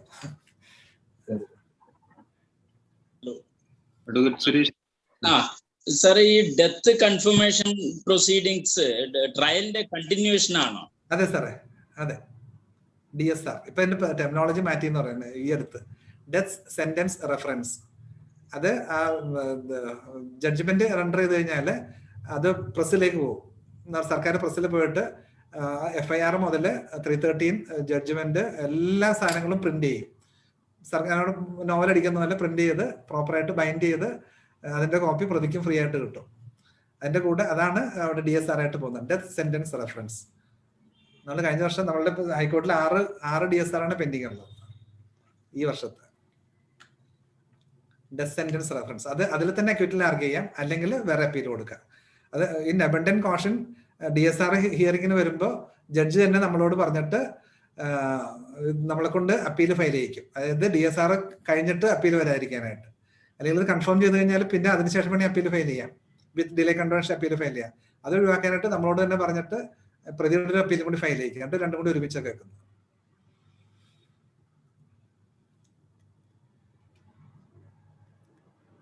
ഇപ്പൊ ഒരു ചാറ്റിൽ പറഞ്ഞിട്ടുണ്ട് what are the purpose of capital punishment. ഒരേ ഒരു പർപ്പസേ ഉള്ളൂ സാറേ, അത് റിട്രിബ്യൂഷൻ മാത്രമേ ഉള്ളൂ. അത് റിട്രിബ്യൂഷൻ പലപ്പോഴും നേരത്തെ പറഞ്ഞ പോലെ ഒരു കളക്റ്റീവ് മൈൻഡിന് അല്ലെങ്കിൽ മോബിന് സാറ്റിസ്ഫൈ ആയിട്ട് റിട്രിബ്യൂഷൻ വേണ്ടി വരും, മോബിന്റെ സെക്യൂരിറ്റി ഫീലിങ്ങിന് വേണ്ടിയിട്ട്. കഴിഞ്ഞല്ലോ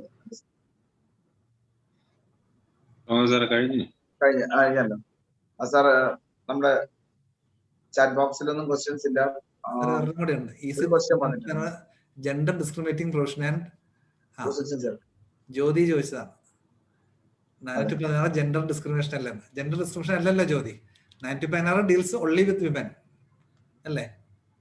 വിമന് മാത്രമേ പ്രഗ്നന്റ് ആകാൻ പറ്റുള്ളൂ അല്ലേ? A man cannot be pregnant. അപ്പൊ അതുകൊണ്ട് അല്ല, അത് തന്നെയല്ലേ 416 ഉദ്ദേശിച്ചത്?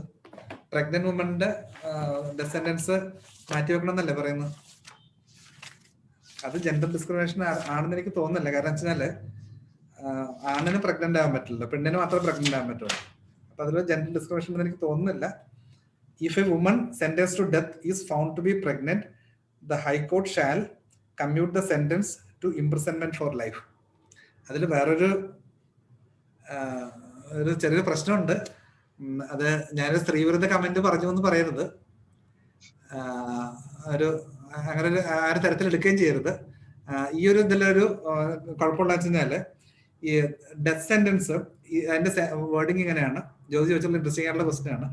If a woman sentence to death is found to be pregnant, high court shall commute the sentence to imprisonment for life.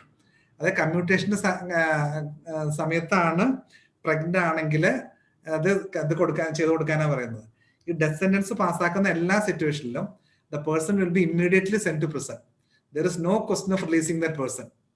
The descendants ആണെന്നുണ്ടെങ്കിൽ അങ്ങനെ ജയിലിലേക്ക് പോയ ഒരു സ്ത്രീയെ DSR കൺസിഡറേഷൻ വരുമ്പോൾ ഒരിക്കലും ഇത് 9 മാസത്തിനുള്ളിൽ വരില്ല. ഒരിക്കലും ഒരു കേരളത്തിലല്ല, ഇന്ത്യയിൽ ഒരു കേസ് ഒരു കോടതിയിൽ 9 മാസത്തിനുള്ളിൽ വന്നിട്ടുണ്ടാവില്ല.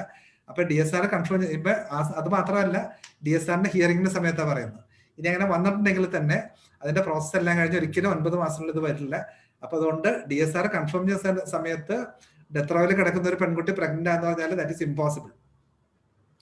അതുകൊണ്ടാണ് അതിന്റെ പോസിബിലിറ്റി ചോദിച്ചിട്ട് ഞാനൊരു ആന്റി വുമൺ കമന്റ് പറഞ്ഞെന്ന് പറയുന്നത്. അതിന് ഒരു മുൻകൂർ ജാമ്യം എടുത്തതുകൊണ്ട് that is impossible.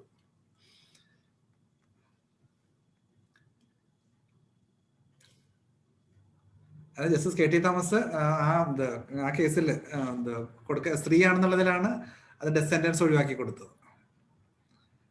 Rajeev Gandhi assassination, Nalini സാറെ. മധു ഹാൻഡ് റൈസ് ചെയ്തിട്ടുണ്ട്. അജിത് കുമാർ അടിക്കാനൊന്നും ആയിരിക്കില്ലാതെ ആയിരിക്കുന്നു. അല്ല സാറേ, ഈ ഒരാള് ഒരു തവണ ശിക്ഷിച്ചു കഴിഞ്ഞാൽ വീണ്ടും റിപ്പീറ്റഡ് ആയിട്ട് അയാൾ ആവർത്തിക്കുകയാണെങ്കിൽ പിന്നീട് നമുക്ക് ഈ റിഫോർമേഷൻ പറ്റില്ലല്ലോ. പറ്റില്ല. ഡെത്ത് പണിഷ്മെന്റ് ഷുവറല്ലേ? അതെ, അതുകൊണ്ടാണ് ബച്ചൻ സിംഗിലും രാജേന്ദ്ര പ്രസാദിലും ഡെത്ത് കൊടുത്തവർക്ക് രണ്ടുപേരെ ഹാങ് ചെയ്യാൻ പറഞ്ഞു. പക്ഷേ ഇൻസിഡന്റിൽ രണ്ടുപേരെ ഹാങ് ചെയ്തിട്ടില്ല. ഞാൻ സ്റ്റാറ്റിസ്റ്റിക്സ് നോക്കി, അവർ രണ്ടുപേരെ ഹാങ് ചെയ്തിട്ടില്ല. മേ ബി അവർ ജയിലിൽ വെച്ച് മരിച്ചിട്ടുണ്ടാവും. എന്നുവെച്ചാൽ ഏതാണ്ട് 2 ലൈഫിന്റെ കാലത്തോളം അവർ അത് കേസ് ഫൈറ്റ് ചെയ്തിരുന്നു, ട്രയൽ കോർട്ടും ഒക്കെ ആയിട്ട്. അപ്പോഴേക്കും മിക്കവാറും മരിച്ചു പോയിട്ടുണ്ടാവും. അല്ലെങ്കിൽ പിന്നെ ഈ ഗ്രൂപ്പ് ഓഫ് പിന്നെ പേഴ്സൺസിനെ അങ്ങനെ ഉണ്ടല്ലോ, ഒരുപാട് ആൾക്കാരെ കൊല്ലുന്ന അങ്ങനെയുള്ള ബ്രൂട്ടൽ മർഡറൊക്കെ ആണെങ്കിൽ അല്ല, അതിലും ഈ പറഞ്ഞ പോലെ അതാണ് ഈ ജസ്റ്റിസ് ഭഗവതിയുടെ ഡിസെൻഡിങ്. അതാണ് ഇപ്പൊ ഒരാളൊരു ബ്രൂട്ടൽ മർഡർ ചെയ്തെന്നായിരിക്കുക, അതിന്റെ കൂടെ ഈ രാജേന്ദ്ര പ്രസാദിന്റെ കൂടെ റെഫറൻസിൽ വന്ന ഒരു കേസ് കേരളത്തിൽ നിന്നുള്ളതാണ്. എന്താണ് കുഞ്ഞു എന്നുകൊണ്ട് ഒരു കേസ് കേരളത്തിൽ നിന്നുള്ളതാണ്. അത് വളരെ ഷോക്കിംഗ് ആയിട്ടുള്ള കേസാണ്. അതിലൊക്കെ വെച്ചാൽ കൃഷ്ണര് ചോദിക്കുന്നുണ്ട്, ഇതിൽ ഡെത്ത് കൊടുത്തില്ലെങ്കിൽ പിന്നെ ഏതിൽ കൊടുക്കുന്ന ചോദിക്കുന്നത്. അതിൽ സംഭവിച്ചു കഴിഞ്ഞാല് ഇയാള് അതിലെ പ്രതിക്ക് ഒരു പെൺകുട്ടിയായിട്ട് അടുപ്പത്തിലായിരുന്നു. 21 വയസ്സുള്ള പെൺകുട്ടിയായിട്ട് അടുപ്പത്തിലായിരുന്നു. ആ കുഞ്ഞു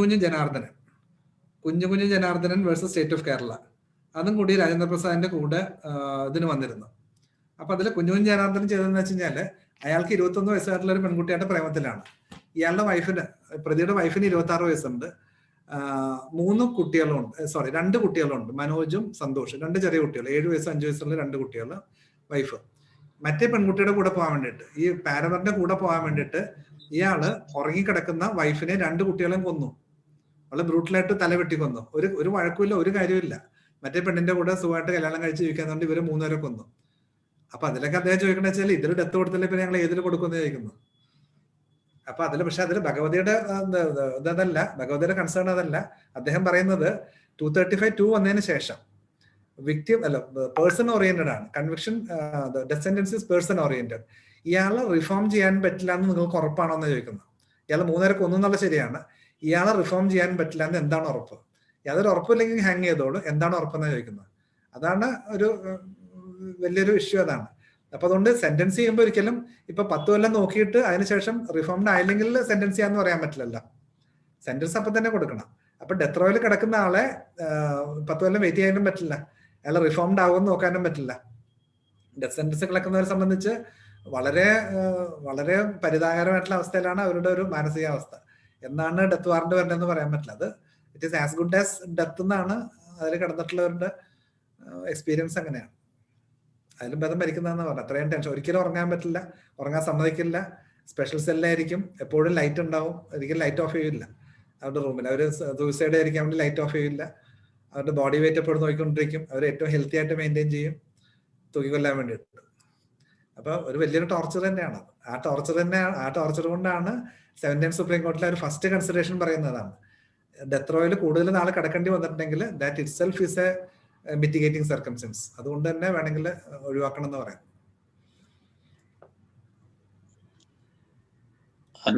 ഹലോ, സാർ ഇത്രയേ ഉള്ളൂ. അതായത് ഡെത്ത് സെന്റൻസ് DSR കൺഫേം ചെയ്യുന്ന സമയത്ത് രണ്ടാമതും പ്രഗ്നന്റ് ആവാലോ, അങ്ങനൊരു ചാൻസ് ഇല്ലേ? ജയിലിലായിരിക്കും പ്രഗ്നന്റ് ആകാന്ന് അതിന് ചാൻസ് ഉണ്ട്. ജയിലിലായിരിക്കും, നോൾ പ്രോബിലിറ്റി അവർ ജയിലിലായിരിക്കും. പ്രഗ്നന്റ് ആയിക്കൂടാന്നില്ല. അതുകൊണ്ട് ഞാൻ ആദ്യമേ മുൻകൂർ ജാമ്യം എടുത്തതുണ്ട്.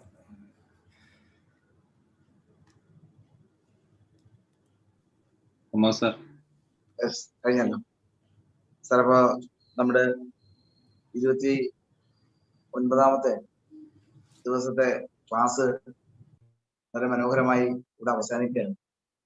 സാറ് തുടക്കത്തിൽ പറഞ്ഞതുപോലെ തന്നെ ക്യാപിറ്റൽ പണിഷ്മെന്റ് എന്ന ഈ സബ്ജക്ട് ഡിസ്കസ് ചെയ്യാൻ എടുക്കുമ്പോൾ ഇത്രയും ലെങ്ത്തിൽ ഇത് പോകാൻ ഉണ്ടോ എന്നുള്ളൊരു ചിന്ത വന്നിരുന്നു. പക്ഷേ സാർ അതിന്റെ ഇന്ത്യയുടെ മാത്രമല്ല മറ്റു വിദേശ രാജ്യങ്ങളിലുള്ള സ്ഥിതി പോലും വളരെ കാര്യമായി ഈ ക്ലാസ്സിലൂടെ എല്ലാവർക്കും പറഞ്ഞ് മനസ്സിലാക്കി തരാനും നിലവിലുള്ള നമ്മുടെ നിയമങ്ങൾക്കുള്ളിൽ അതിനുള്ള ഇന്റർലിങ്കിങ് പ്രൊവിഷൻസും അടക്കം CRPC അടക്കമുള്ളത് പറയുകയും അതിലൂടെ നമുക്ക് പകർന്നു തന്നിട്ടുള്ള ഈ വിജ്ഞാനം എന്ന് പറയുന്നത് അതിമനോഹരവും വളരെ ബൃഹത്തായിട്ടുമുള്ളതാണ് എന്ന് ഈ പ്ലാറ്റ്ഫോമിന് വേണ്ടി അറിയിക്കുകയാണ്.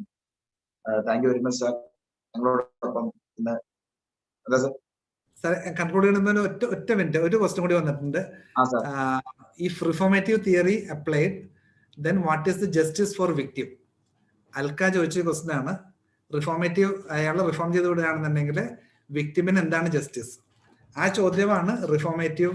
ആ ചോദ്യമാണ് റിട്രിബ്യൂഷന്റെ ബേസ്. അതാണ് വിക്ടിമിന് എന്താണ് കിട്ടുന്നത്, വിക്ടിമിന് എന്താണ് കിട്ടേണ്ടത്. അൽക്കയുടെ അഭിപ്രായത്തിൽ വിക്ടിമിന് എന്താ വേണ്ടത്? പ്രതികാരമാണ് വേണ്ടത്. അതാണ് റിട്രിബ്യൂഷൻ. അതാണ് എന്റെ ആൻസർ. പ്രതിക്ക് എന്താണ് കിട്ടുന്നത് വെച്ച് കഴിഞ്ഞാൽ അതിന്റെ ആൻസറാണ് റിട്രിബ്യൂഷൻ. അത്രേ ഉള്ളൂ സാർ.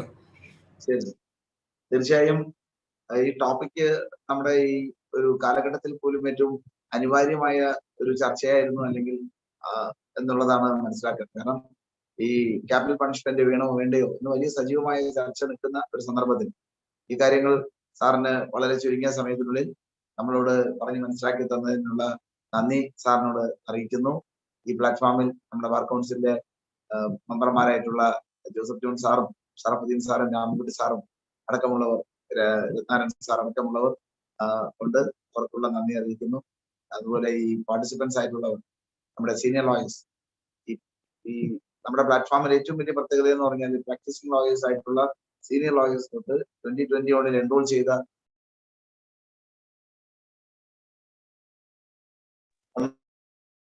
തീർച്ചയായും ഇത് ഉപകാരപ്രദമായിട്ടുണ്ട് എന്നുള്ള കാര്യം ഈ ഇതിനകത്ത് ചാറ്റ് ബോക്സിൽ നിറയുന്ന നന്ദി പ്രകടനത്തിലൂടെ അത് മനസ്സിലാക്കാവുന്നതേ ഉള്ളൂ. തീർച്ചയായും കൂടുതൽ സമയം ഉപകരിക്കുന്നില്ല. നാളത്തെ ക്ലാസ് നമ്മുടെ അൽക്കെ നായർ സാറിൻ്റെതാണ്. സ്പെസിഫിക്കലി ഫാക്ട്സിന്റെ പാർട്ട് 4 ആണ്. നാളെ വൈകുന്നേരം 7 മണിക്ക് വീണ്ടും നമുക്ക് കാണാം എന്ന് മാത്രം പറഞ്ഞുകൊണ്ട് എല്ലാവർക്കും ശുഭരാത്രി നേരുന്നു. Thank you very much. ഇപ്പോൾ നമ്മൾ ഇരിക്കുകയാണ്. Thank you sir.